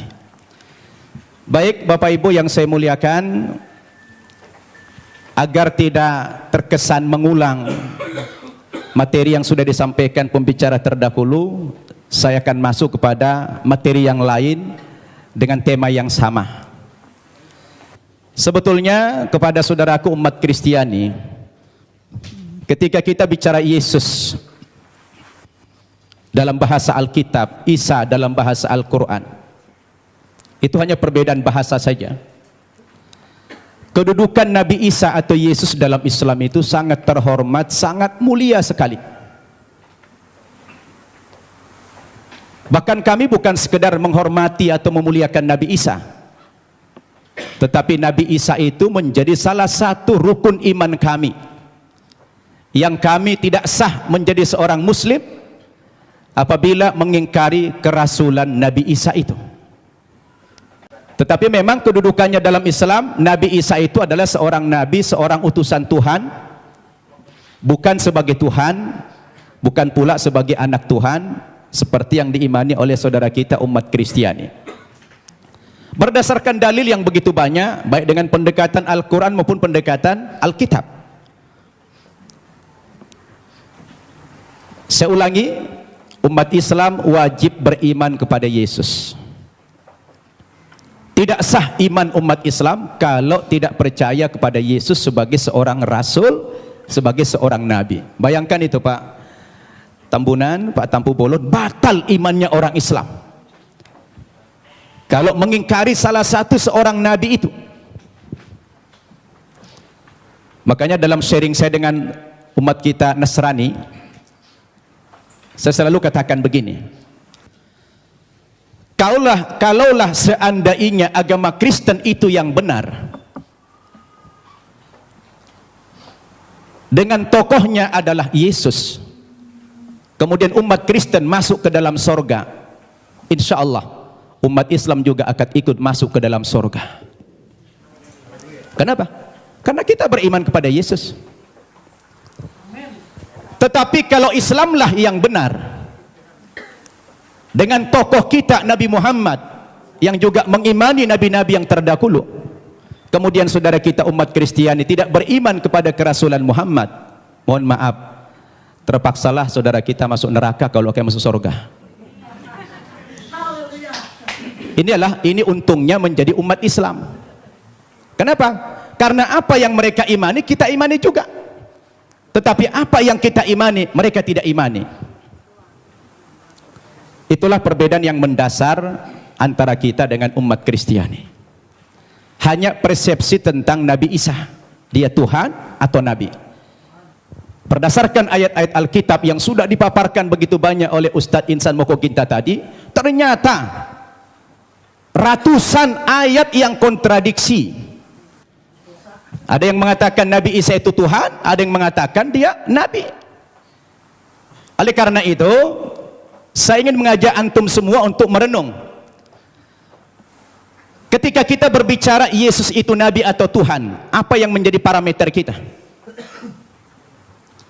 Siapa yang paling punya otoritas membicarakan tokoh ini, Tuhan atau Nabi? Menurut hemat saya, yang paling punya otoritas bukan pribadi-pribadi, bukan manusia, bukan pendeta, bukan ustadz, tetapi yang paling punya otoritas membicarakan tokoh ini mestinya adalah sumber agama itu sendiri, yaitu Alkitab atau Al-Quran. Betul tidak? Harus sumber agamanya itu yang menjadi tolok ukur. Sekarang kita pertanyakan, dari dua kitab suci ini, Al-Quran maupun Alkitab, yang mana yang memenuhi kriteria sebagai sebuah kitab suci? Nah, ini perlu kita uji. Ini perlu kita uji. Kita capek bicara ngalur ngidul, mengangkat dalil-dalil. Kalau dalil itu tidak representatif, tidak rasional, saya pikir juga percuma. Sekarang kita harus bicara dari dua kitab suci ini. Kenapa dikatakan dia kitab suci? Coba Bapak Ibu saya tanya. Ada buku? Coba ada buku? Coba buku. Ya, itu aja, taruh, minjam dulu. Ya. Bapak Ibu saya tanya. Ini kata lainnya apa? Kitab suci. Oke. Ini apa namanya? Buku. Buku kan? Bapak Ibu saya tanya. Ini sama ini bahan bakunya sama tidak? Sama-sama apa? Sama-sama kertas. Kenapa dalam penamaan jadi beda? Yang ini dikatakan kitab suci, yang ini dikatakan buku. Kenapa jadi beda namanya? Padahal bahan bakunya sama-sama kertas. Yang membedakan apanya? Ternyata yang membedakan kontennya, isinya. Dia dikatakan kitab suci karena memuat firman-firman Tuhan Zat yang Maha Suci. Kenapa dikatakan ini buku? Karena dia adalah buatan manusia dan manusia tidak ada yang suci. Betul tidak? Sekarang mari kita uji. Kalau kita sepakat apa yang membedakan buku dengan kitab suci adalah terletak pada kontennya. Kalau kitab suci itu adalah memuat firman-firman Tuhan. Ketika kita uji Bapak Ibu, 5 kriteria minimal kalau kita ingin menguji apakah kitab suci itu benar apa tidak. Yang pertama, sebuah kitab suci itu akan dikatakan benar apabila dia murni datang dari Allah, 100% datang dari Allah, dan tidak ada intervensi manusia di dalam kitab suci itu dalam bentuk kontennya, setinggi apapun otoritas manusia itu. Betul tidak? Termasuk di dalamnya Nabi. Makanya kalau kita baca Al-Quran, ini 100% firman Tuhan, tidak ada perkataan Nabi Muhammad di sini. Perkataan Nabi Muhammad dimuat dalam hadis namanya. Tidak ada satu ayat pun di sini sumbangan Nabi Muhammad dalam bentuk isi. Ini adalah wahyu Tuhan 100%. Akan berbeda kalau kita baca ini Alkitab, di sini sudah tercampur. Di sini ada perkataan Tuhan, di sini ada perkataan Nabi, di sini ada perkataan Rasul Paulus, di sini ada perkataan murid-muridnya, tercampur. Lalu di mana letak kesuciannya yang dikatakan kriteria kitab suci itulah murni datang dari Tuhan. Itu satu. Yang kedua, kriteria kitab suci itu dikatakan benar apa tidak? Apabila kitab suci itu ditulis pada zaman kitab suci itu datang, yang diterima oleh Nabi yang menerima kitab suci tersebut. Saya tanya, Al-Quran kapan ditulis? Ketika Nabi Muhammad masih hidup. Dia suruh sahabat menulis Al-Quran. Karena dia tidak bisa membaca, tidak tahu menulis, dia minta bantuan sahabat, sahabat menulis. Dan dia hidup sezaman dengan Nabi. Begitu selesai ditulis oleh sahabat, dikonfirmasi tulisan dengan bacaan Nabi, sama apa tidak, di cross check, supaya tidak terjadi manipulasi. Kenapa? Karena kitab suci itu jadi pedoman. Sekarang Alkitab kita tanya, kapan ditulis? Lalu siapa tokoh yang menerima Alkitab? Alkitab ditulis bukan pada zaman Nabi Isa masih hidup, tapi sudah sekian puluh tahun, bahkan sekian ratus tahun. Yesus sudah tidak ada di dunia ini, baru ada pembukuan Alkitab. Terus bagaimana seorang penulis akan mengkonfirmasi kepada yang menerima wahyu itu? Maka kemungkinan terjadi manipulasi sangat mungkin. Sebab yang namanya wahyu itu haruslah dari Tuhan, tidak boleh dari rekayasa atau karangan manusia. Betul tidak? Dua itu kriteria, dan Alkitab gugur menurut hemat saya di situ. Yang ketiga, kriteria kebenaran sebuah kitab suci itu adalah seorang penulis wahyu secara moral haruslah orang yang jujur, terpercaya, bukan pendusta. Penulis Al-Quran adalah orang yang jujur. Sekarang penulis Alkitab, bagaimana Alkitab disandarkan kepada Yesus, disandarkan kepada Musa, disandarkan kepada nabi yang lain, sementara sang penulis tidak pernah jumpa dengan yang menerima wahyu itu? Bagaimana ini? Maka gugurlah kesucian kitab tersebut. Kemudian yang keempat, kriteria kebenaran kitab suci itu adalah apabila isi kitab suci itu tidak kontradiksi, satu isi dia. Kalau sudah bertentangan satu ayat dengan ayat yang lain, lalu yang mana yang mau dipegang? Masa Tuhan menurunkan tuntunan pedoman hidup bagi manusia, tapi manusianya malah bingung. Yang ini mengatakan Yesus Tuhan, yang ini mengatakan Nabi. Loh, yang mana mau diikutin? Ternyata kalau kita baca Alkitab sendiri, tidak pernah kata-kata dari Yesus yang muncul pengakuan bahwa dia adalah Tuhan. Kalau kita baca dalam Injil Markus pasal 12 ayat 28 dan 29, ternyata Yesus sendiri mengatakan Tuhan itu adalah Allah yang Esa. Itu ada dalam Alkitab yang sudah dibaca oleh Pak Insan tadi. Lalu siapa yang mengatakan Yesus Tuhan? Itu Paulus ternyata. Yang mengatakan dia Tuhan itu Paulus, bukan Yesus. Semestinya Yesuslah yang lebih berhak mengatakan kalau dia Tuhan. Rupanya kita baca dalam Alkitab, saya tidak tahu Pak Tampu Bolon sudah baca belum itu. Ya, kalau kita baca dalam Alkitab, ternyata yang mengatakan dia Tuhan itu adalah Paulus. Dalilnya di mana? Dalam Kisah Para Rasul pasal 2 ayat 36. Ya, Kisah Para Rasul pasal 2 36. Apa kata Paulus? Jadi seluruh kaum Israel harus tahu dengan pasti bahwa Allah telah membuat Yesus yang kamu salibkan itu menjadi Tuhan dan Kristus. Coba. Ya, siapa yang mengatakan Yesus Tuhan? Paulus. Kemudian dalam kitab Filipi pasal 2 ayat 11. Dan segala lidah mengaku Yesus Kristus adalah Tuhan bagi kemuliaan Allah Bapa. Nah, dia yang mengatakan itu Paulus. Sekarang timbul pertanyaan, Paulus itu siapa? Paulus itu bukan muridnya Yesus, bukan sahabatnya Yesus, bukan pengikut Yesus, tapi Paulus itu adalah musuhnya Yesus. Nah, ini dia. Dan saya baca dalam Alkitab, ternyata aktor pendiri agama Kristen itu memang bukan Yesus. Yesus tidak pernah membawa agama Kristen. Yang mengatakan kata-kata Kristen itu adalah Paulus dalam Kisah Para Rasul pasal 11 ayat 25. Ketika dia mengajar di Antioquia lah pertama kali murid-murid itu dipanggil sebagai Kristen. Kristen artinya pengikut Kristus. Kristus artinya adalah juru selamat atau Al-Masih dalam Islam.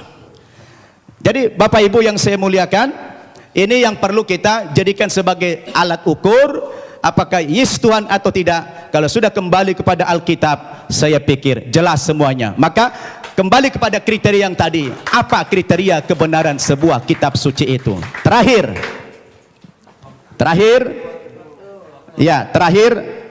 kalau saya baca dalam Alkitab, ada beberapa alasan-alasan yang mengatakan dalam iman Kristiani dikatakan dia Tuhan. Yang pertama, rupanya karena Yesus itu lahir tidak punya bapak. Karena ajaib dia lahir sehingga dianggap Tuhan. Lah kalau kita bicara logik, sebenarnya Nabi Adam itu lebih berhak menjadi Tuhan karena dia tidak punya bapak, tidak punya ibu. Yang kedua, dikatakan Nabi Isa atau Yesus itu pernah menghidupkan orang mati, lalu dikatakan Tuhan.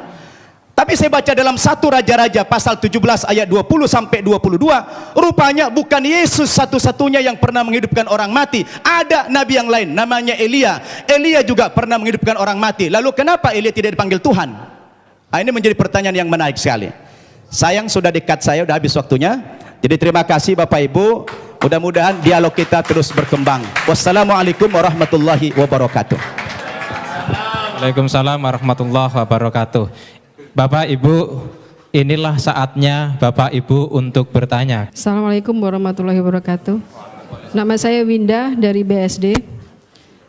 Saya mau menanggapi masalah yang kita di Islam adalah kita diperintahkan juga dihimbau untuk berdebat seperti yang dikatakan bermusyawarah pada saya sering bermusyawarah dengan teman saya di Malang.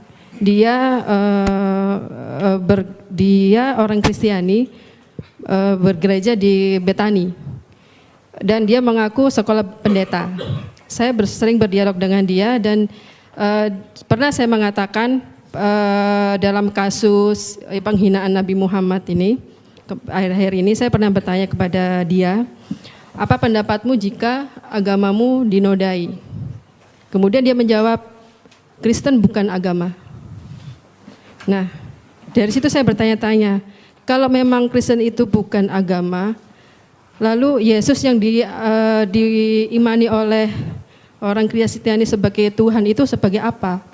Sedangkan kalau di Islam kan sudah jelas bahwasanya Islam adalah dinullah, agama Allah, salah satunya agama Allah yang diridhoi Allah. Tapi kok dengan dia berbicara seperti itu, teman saya yang itu bagaimana menurut Bapak dari Kristiani ini? Gitu, makasih. Adalah Allah dan Allah itu adalah firman. Firman itu adalah roh. Jadi satu, tiga menjadi satu gitu. Jadi di sini dikatakan juga kalau saya nggak mau berdebat ya. Suami saya juga dulu Muslim. Suami saya Muslim selama 38 tahun pernikahan. Kami menjalani dengan sangat luar biasa. Dia Muslim, saya Kristen. Sampai satu saat sendiri, dia sendiri yang mau jadi Kristen. Tidak pernah saya suruh. Karena tidak ada paksaan kepada agama. Dan Kristen itu memang, Yesus itu adalah jalan keselamatan. Karena dia berkata, akulah jalan hidup dan kebenaran. Tidak ada yang sampai kepada Bapa kalau tidak melewati aku gitu ya. Di kitab Yohanes 13 ayat 13 dikatakan, kamu menyebut aku guru dan Tuhan. Dan katamu itu tepat sebab memang akulah guru dan akulah Tuhan. Jadi di situ dia katakan juga dia guru dan dia Tuhan. Dia katakan nabi, dia katakan segala macam dia dikatakan. Bahkan dihina, dipukul, diludahi, tendang. Tapi apa dikatakan waktu di kayu salib? Ampunilah mereka karena mereka tidak tahu apa yang diperbuat mereka. Kenapa kok takut dia Yesus sama malaikat? Yesus itu adalah 100% manusia, 100% malaikat. Jadi waktu dia menjadi manusia, dia lemah. Siapapun kita, waktu kita menghadapi kematian, kita takut. Ya. Jadi sebagai manusia, dia takut. Dia takut, tetapi sebagai Allah dia tidak takut.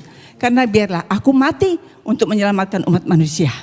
Aku mati dan aku hidup untuk membawa kamu ke surga. Aku akan pergi ke surga, menyediakan tempat bagi kamu yang percaya kepadaku. Akulah jalan hidup dan kebenaran. Dia berani berjanji. Jadi hanya itu yang bisa saya sampaikan. Hanya menjawab dari perkataan dari Bapak bahwa dia adalah Tuhan 100% dan dia manusia 100%. Rohullah kalimatullah Isa Al-Masih. Saya baca Quran juga. Terima kasih, Tuhan berkati.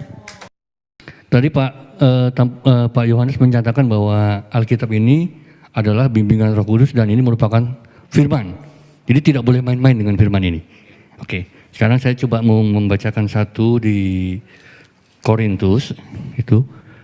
Paulus berkata, apa yang aku katakan, aku mengatakannya bukan sebagai seorang yang berkata menurut firman Tuhan.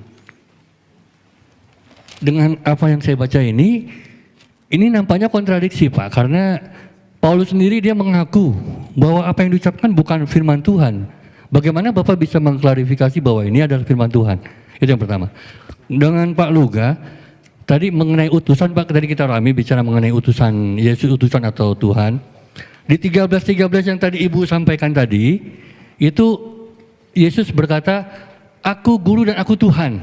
Ya, tapi Bapak mungkin perlu cek dengan Pak Moko Ginta, Alkitab versi yang tahun 30 itu bukan Tuhan tapi Tuan.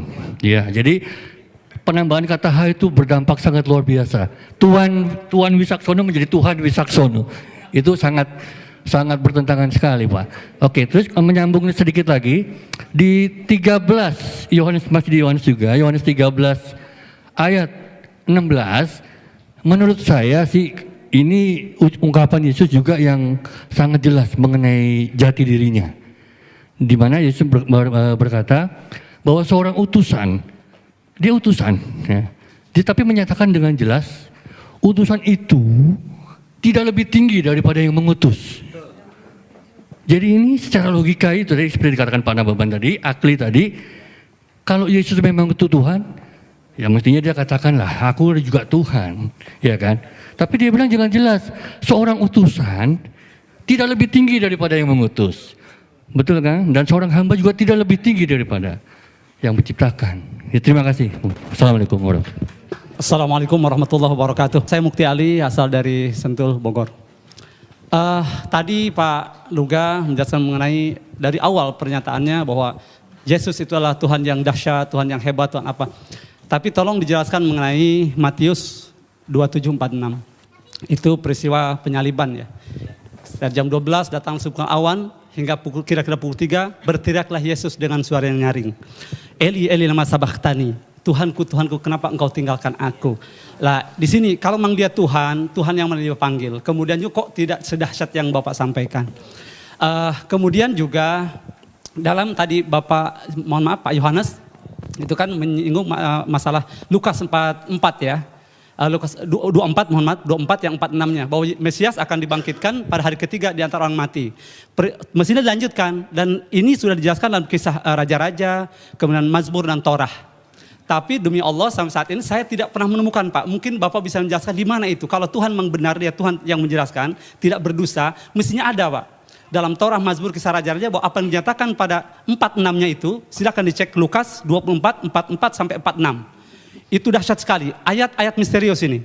Jadi ternyata tidak ada, mohon maaf kalau saya katakan kok berdosa gitu. Assalamualaikum warahmatullahi wabarakatuh. Nama saya Eri dari Tangerang. Ya, jadi tadi mengatakan bahwa Paulus bisa dipercaya karena mukjizatnya yang masih ada sampai sekarang, yang terjadi pada pendeta-pendeta yang banyak menyembuhkan orang-orang. Namun ada satu permasalahan tadi, di mana ada orang yang mengaku dibayar. Dan Pak Luga sendiri mengatakan tidak bisa kalau hanya satu orang saja. Kalau saya baca itu pendekatan untuk menutupi. Karena kalau kita ingin tahu, pendekatan kita mestinya menganggap itu fenomena gunung es yang tampak hanya sedikit saja, tapi yang di bawah sangat banyak. Itu yang sudah dibayar. Dan bagaimana yang terjadi pada yang terjadi di Kenya, saudari Esther Mwande oleh pendeta Michael Njoroge, ia mengungkapkan bahwa saya disuruh untuk pura-pura sakit dan sembuh karena dia tidak dibayar akhirnya. Nah, jadi di mana letak mukjizatnya itu? Demikian, terima kasih. Saya sudah membaca bukunya Pak Insan. Masalah dia bilang ayat-ayat Nabi itu, terus terang saya udah banget ayat itu. Dan saya udah tahu banget itu. Yesus tidak tahu hari kiamat, bagaimana dia Tuhan. Kok dia yang nggak tahu hari kiamat? Terus terang, saya udah tahu banget itu. Nah sekarang saya sedang menunggu-nunggu, Tuhan kapan saya waktunya untuk menjelaskan ini. Saya pengen banget untuk menjelaskan ini. Dan waktunya adalah hari ini. Gitu loh. Jadi artinya terus terang, bukannya saya nggak ngerti, orang mengatakan, Yesus sendiri mengatakan tidak ada nabi ditolak di asalnya. Yesus mengaku dirinya nabi, ya kan? Saya ngerti banget ayat itu. Tapi satu hal ada yang tidak sanggup kalian pahami, karena firman Tuhan berkata bahwa Alkitab itu harus dimengerti dengan Roh Kudus. Daniel 1 ayat 20 dikatakan orang yang bisa mengerti firman Tuhan itu dikaruniai 10 kali lebih cerdas. Artinya membutuhkan hikmat Tuhan yang jauh lebih dahsyat. Bukan hanya sekedar firman Tuhan ditafsir sembarangan, tidak seperti itu. Contoh, tidak pernah Yesus berkata aku adalah nabi, tetapi dia berkata aku adalah anak Allah. Jadi Yesus tidak pernah mengaku nabi. Memang Yesus berkata seorang nabi tidak diterima di asalnya. Sebenarnya Yesus sedang mengumpamakan dirinya dengan nabi-nabi karena orang-orang yang di situ belum ada yang menerima Yesus sebagai Tuhan, hanya sebagian. Jadi kalau Yesus mengatakan tidak ada seorang Tuhan, kan artinya Yesus menjelaskan ini, arti ayat ini cuma mengumpamakan nabi itu sebagai fungsi utusan dari Tuhan karena memang Yesus dari Tuhan, tetapi dia tidak mengatakan aku adalah nabi. Nah, dari mana kita tahu bahwa Yesus tidak pernah mengaku nabi? Rasul Yohanes di dalam Wahyu 19 ayat 16 menjelaskan tentang arti anak Allah. Arti anak Allah bukan nabi. Karena pada waktu Yesus datang kedua kali di jubahnya tertulis Raja segala raja, King of Kings. Mana ada raja segala raja? Banyak. Kalau nabi kan banyak. Tapi kalau raja segala raja, raja di atas segala raja, berarti udah nggak ada lagi di atasnya. Berarti dia adalah Tuhan, the King of Kings. Jadi begini, kita tidak bisa menafsirkan kitab para nabi menurut apa kata Ahmed Didat. Karena penafsiran-penafsiran Bapak Insan Mokoginta itu kan diambil dari Ahmed Didat. Hikmat-hikmatnya doktor, profesor, doktor teologi yang nggak bisa buat apa-apa. Jadi penafsiran tentang Yesus harus diteguhkan dengan tanda-tanda mujizat. Bukan hanya bergelar, hanya doktor, profesor ditafsirkan. Contoh misalnya, inilah Nabi Yesus dari Nazaret. Memang banyak orang mengaku Yesus Nabi, tetapi Yesus tadi menolak di Matius 16. Engkau adalah salah satu di antara para nabi. Jawab Yesus apa? Dia diam, dia tidak mengatakan, iya betul kamu mengatakan bahwa aku adalah nabi. Dan Yesus, tolong tunjukkan Pak Insan di mana Yesus berkata, akulah. Bukan hanya ayat-ayat ini itu, tapi mana tunjuknya? Akulah nabi. Tetapi Yesus jelas berkata, aku adalah anak Allah. Dan penafsiran nggak boleh sembarangan, karena di 2 Petrus dikatakan tidak boleh orang menafsirkan kitab suci menurut kehendaknya sendiri. Haleluya. Berikan dulu kemuliaan buat Tuhan. Udah siapa banget. Mana? 2 Petrus 2:1. Orang basic. Nih. Yang terutama kamu harus ketahui. Aduh, tuh, Tuhan marah kan? Nyalain dong lampunya.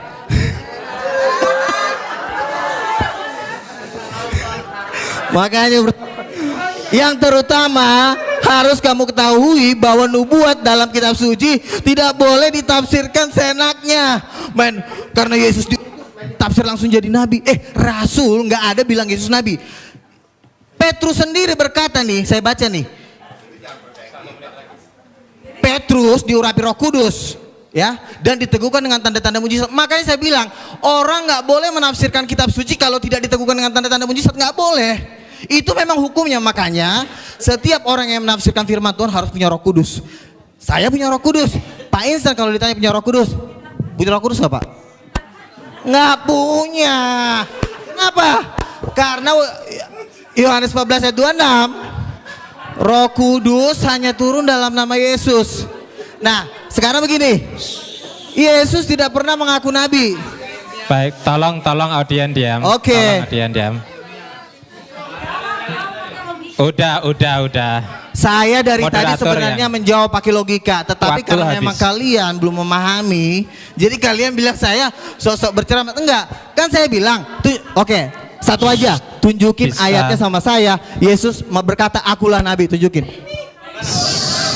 Baik, waktu habis.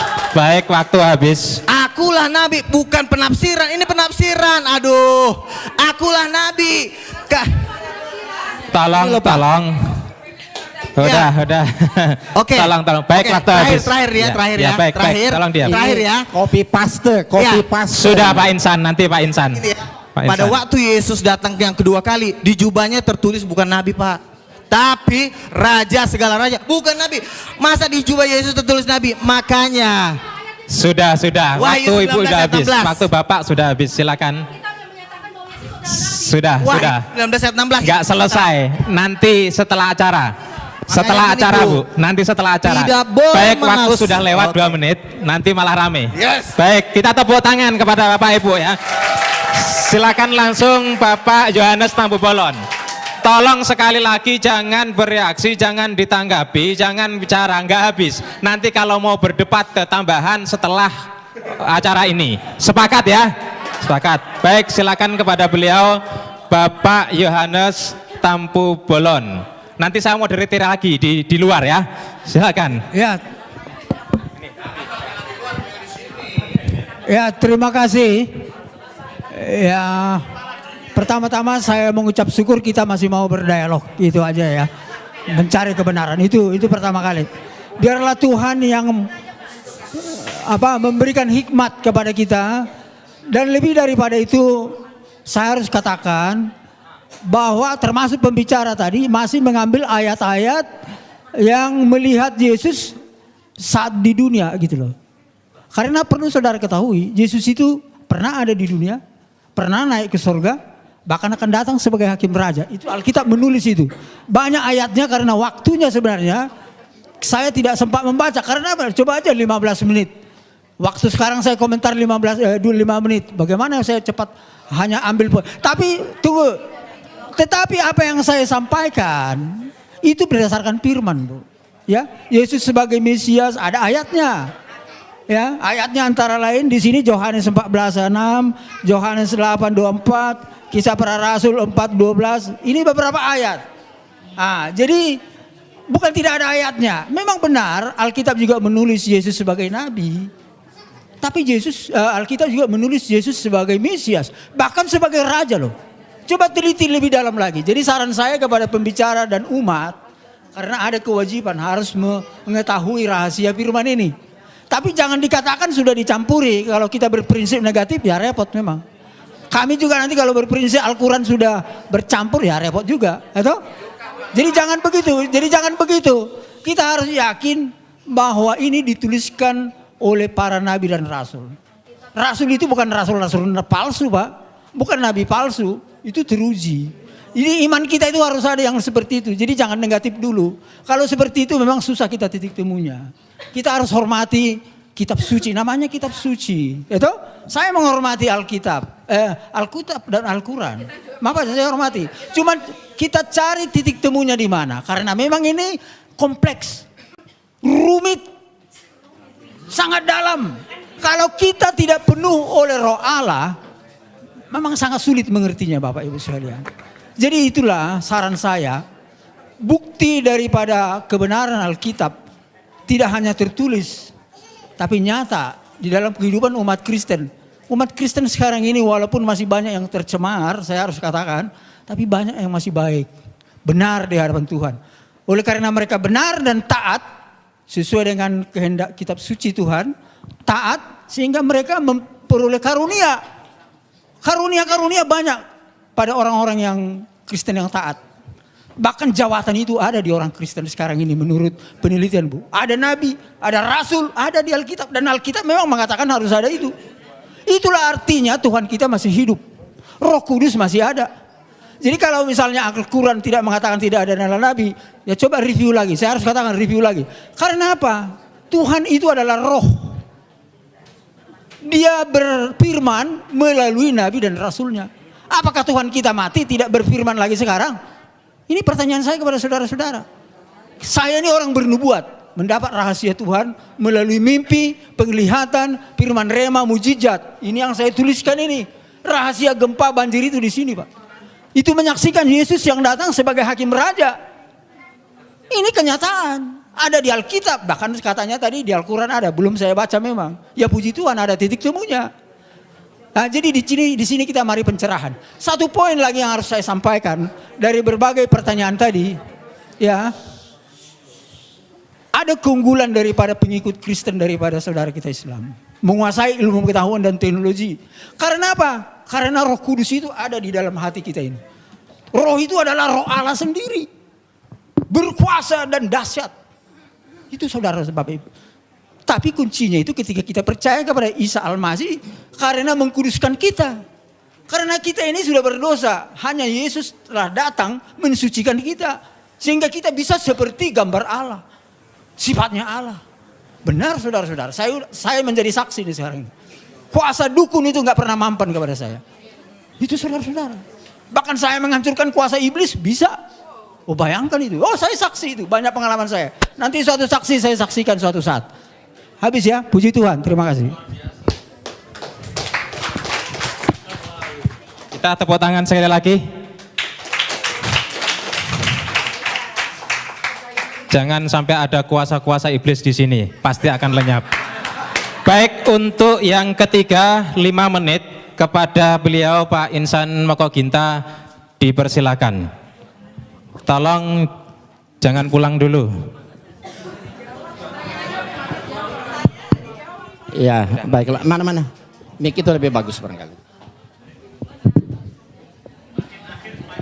Tes, ya. Ya, tadi kita sudah mendengar bahwa kata Pak Luga Tambunan, mana ada dalilnya Yesus mengatakan dia Tuhan, Nabi. Ternyata ini semua empat Injil kan? Ini kata siapa ini? Kata siapa semua ini? Kata Yesus kan?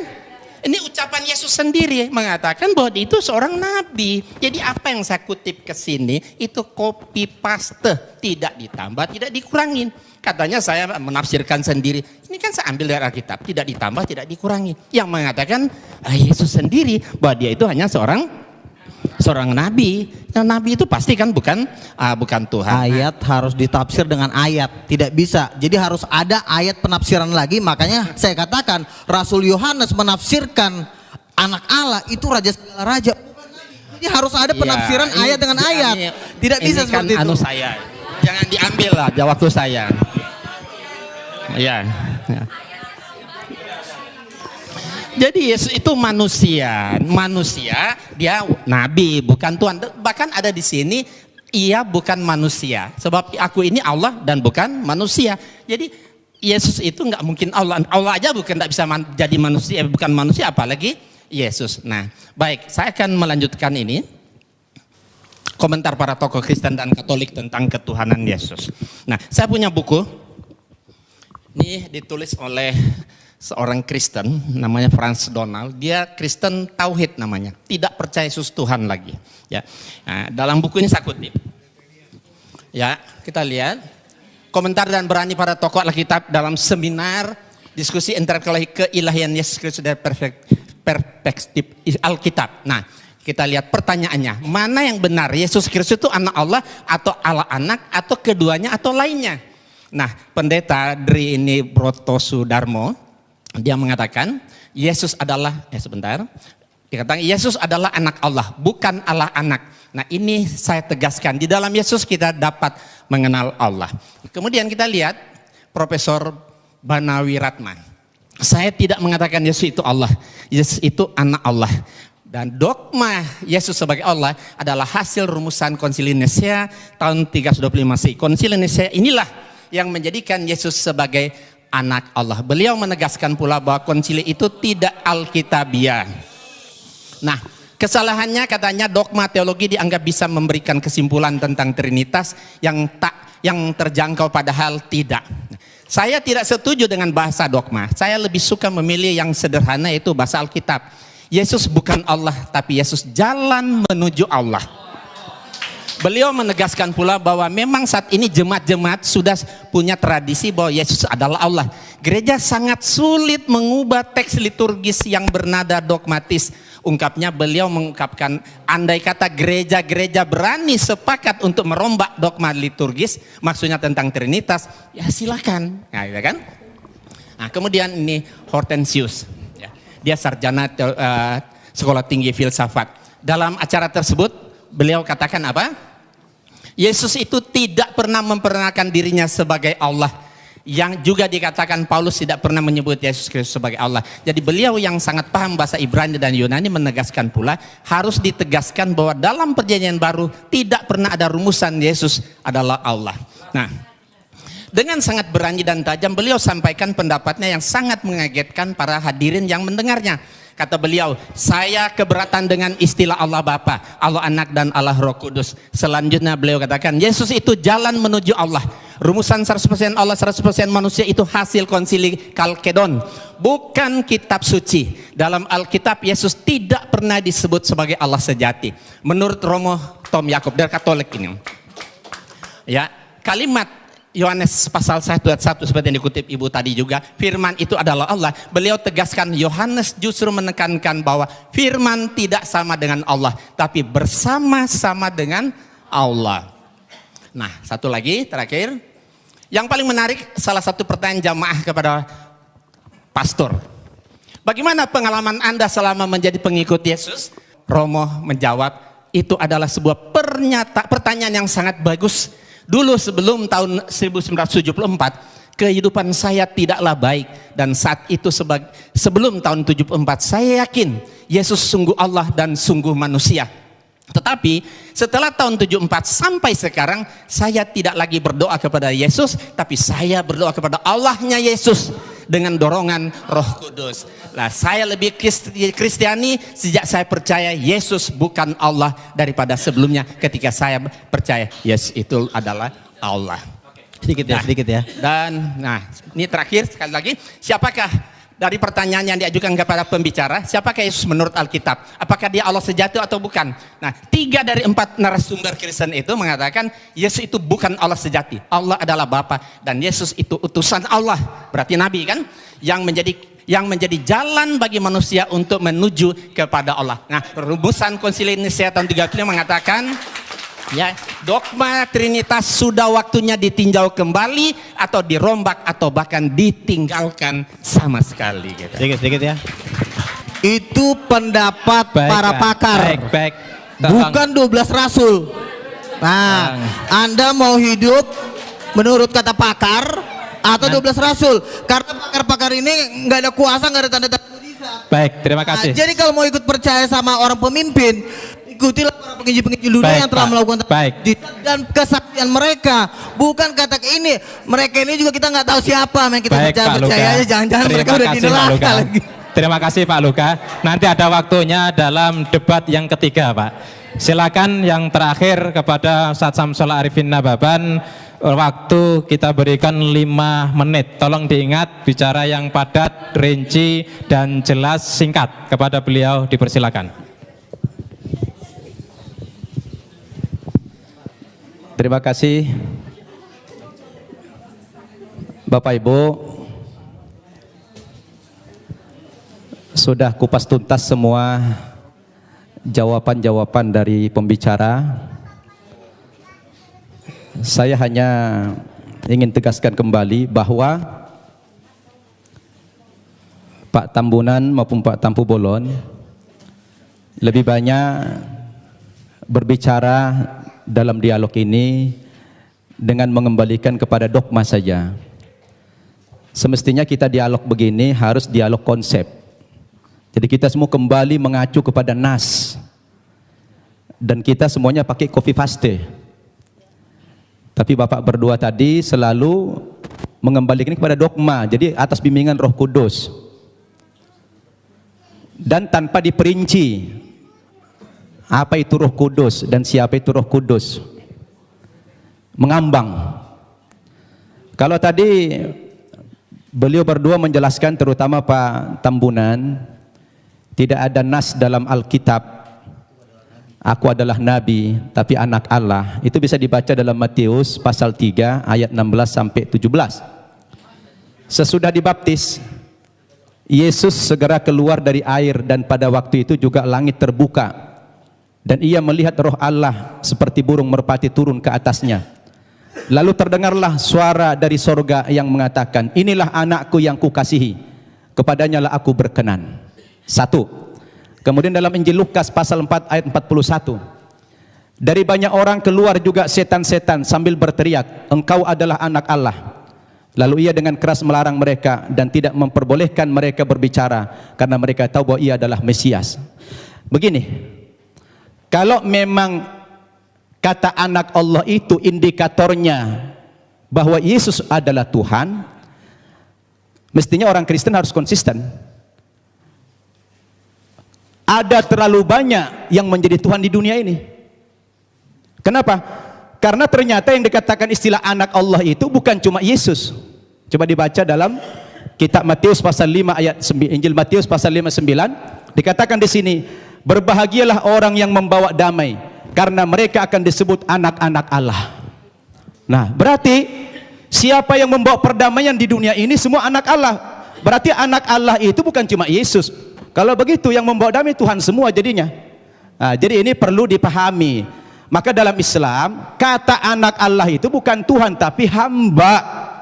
Abduhu wa rasuluh, hamba dan utusannya. Jadi malah membingungkan kalau dikatakan Yesus itu anak Allah lalu dipresentasikan sebagai Tuhan.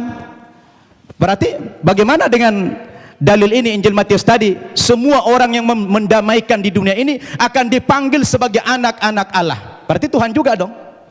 Nah, ini secara logik dan berdasarkan nas. Nah, oleh karena itulah sebetulnya boleh dikomentari, silakan. Gini, ini ayat ini sering banget saya dengar ya. Jadi begini loh, bedanya seperti ini. Lihat, perhatikan, jangan ketawa dulu. Anak-anak Allah, Yohanes 1:12, barang siapa percaya kepada dia akan diberi yang kuasa supaya sebagai menjadi anak-anak Allah. Beda dengan Mesias, anak Allah. Kenapa bedanya? Karena semua nabi-nabi itu dipenuhi Roh Kudus disebut juga anak-anak Allah. Tetapi bedanya apa? Mesias itu sudah dijanjikan dari zaman dulu. Nabi-nabi menjanjikan Mesias. Nanti akan datang Mesias. Nabi satu ngomong nanti akan datang Mesias. Nabi satu ngomong sampai Nabi Yesaya sampai Nabi terakhir nanti akan datang Mesias. Kira banyak di Yesaya nabi-nabi itu menubuatkan. Kalian kalau saya ngomong jangan teriak-teriak dulu, ntar kalian nggak ngerti gitu loh. Gini, lihat, nabi-nabi menubuatkan tentang kedatangan Mesias itu ada di Perjanjian Lama. Nah, nabi-nabi ini pada waktu Yesus tadi yang saya pertama kali mengatakan, di situ dikatakan Mesias anak Allah. Bukan hanya anak-anak Allah. Bedanya apa? Nah, untuk menafsirkan Mesias anak Allah ini, yang menafsirkan bukan dokter, bukan profesor, tapi rasul, 12 rasul. Makanya 12 rasul menafsirkan Mesias anak Allah dalam Wahyu 19 ayat 16, bahwa Mesias anak Allah penafsirannya adalah raja, segala raja, bukan nabi. Jadi kalian jangan sembarang menafsirkan kitab suci. Mesias anak Allah dengan anak Allah beda banget gitu loh. Jadi perbedaan ini kalian harus pahami, karena perbedaan ini efeknya lautan, api dan belerang gitu loh. Jadi Mesias anak Allah dan anak-anak beda. Itu yang saya pahami dan yang saya pelajari selama ini, karena saya udah tahu jawaban pertanyaan kalian pasti itu gitu loh. Jadi itu gantian. Saya belum selesai tadi. Itu sanggahan dari beliau. Kita jadi bingung nih. Kenapa bingung? Kita kan membaca Alkitab ini justru kita menghindari tafsir. Ini textbook kita ini, copy paste. Kalau memang tulisan-tulisan kami yang mengambil dari Alkitab ini dianggap salah, padahal ini adalah textbook kami menulis di sini. Terus apalagi yang dipakai sebagai hujah, sebagai jangan baca argumen. satu ayat aja Pak. Makanya baca Jadi juga gini, kitab Wahyu. Jangan cuma baca. Saya mau kembali kepada teks lagi. Di antara indikasi juga Yesus bukan Tuhan, saya baca dalam Injil Markus pasal 13 ayat 31 sampai 32. Dikatakan dalam ayat ini, Yesus tidak tahu kapan kiamat itu terjadi. Masa ada Tuhan tidak tahu kiamat kapan terjadi? Nah, ini menjadi pertanyaan yang menarik sebetulnya. Jadi ini tanpa tafsir, ini bukan tafsir. Jadi ini bukan tafsir, kami nggak berhak menafsirkan. Makanya kami hanya textbook saja. Kembali kepada copy paste ini. Nah, terkecuali kalau bapak-bapak tidak lagi mengakui Alkitab ini, lain soal. Jadi kalau mau dibantah sebetulnya jangan dibantah kami, dibantah saja itu Alkitab, karena kami hanya menyadur saja. Iya, demikian. Terima kasih. Makanya Pak, kesimpulan dari seluruh Injil itu ada di kitab Wahyu. Jangan kalian baca cuma kitab Injil doang. Tapi kitab Wahyu kalian baca, itu kesimpulan dari seluruh Injil itu ada di kitab Wahyu. Jadi kalau mau kalian, ntar lupa. Kalau kalian mau menafsirkan, kalau kalian mau menafsirkan ayat Alkitab, baca kitab Wahyu, karena di kitab Wahyu dikatakan di seluruh umat, seluruh malaikat itu menyembah Yesus, ada ayatnya di kitab Wahyu. Makanya baca kitab Wahyu, karena kitab Wahyu itu penafsiran dari rasul-rasul. Saya bacakan ya, saya bacakan. Baik Bapak, saya kasih waktu setengah menit, tidak lebih, tidak kurang. Setelah itu Bapak nggak bisa lagi. Wahyu setengah menit ya, Wahyu 5 ayat 11, maka aku melihat dan mendengar suara banyak malaikat di sekeliling tata makhluk-makhluk dan tua-tua, itu jumlah mereka berlaksa-laksa. Katanya dengan suara nyaring, anak domba yang disembelih itu layak menerima kuasa dan kekayaan, hikmat, kekuatan, pujian sampai selama-lamanya. Dan saya lanjutkan ke ayat 14, dan keempat makhluk itu berkata amin, dan tua-tua itu jatuh tersungkur dan menyembah Yesus. Ada ayatnya Yesus disembah. Kalian kan berkata, mana ayatnya Yesus sembahlah aku? Ini ayatnya bacaan Sudah setengah menit. Terima kasih. Pak Insan setengah menit. Ya, sebenarnya kitab Wahyu yang menjadi rujukan beliau udah. Wahyu kepada Yohanes itu mimpi. Bukan wahyu. Mimpi Yohanes di Pulau Patmos. Itu kan kata Bapak. Jadi mimpi Sudah, panjang. Pak. Ya.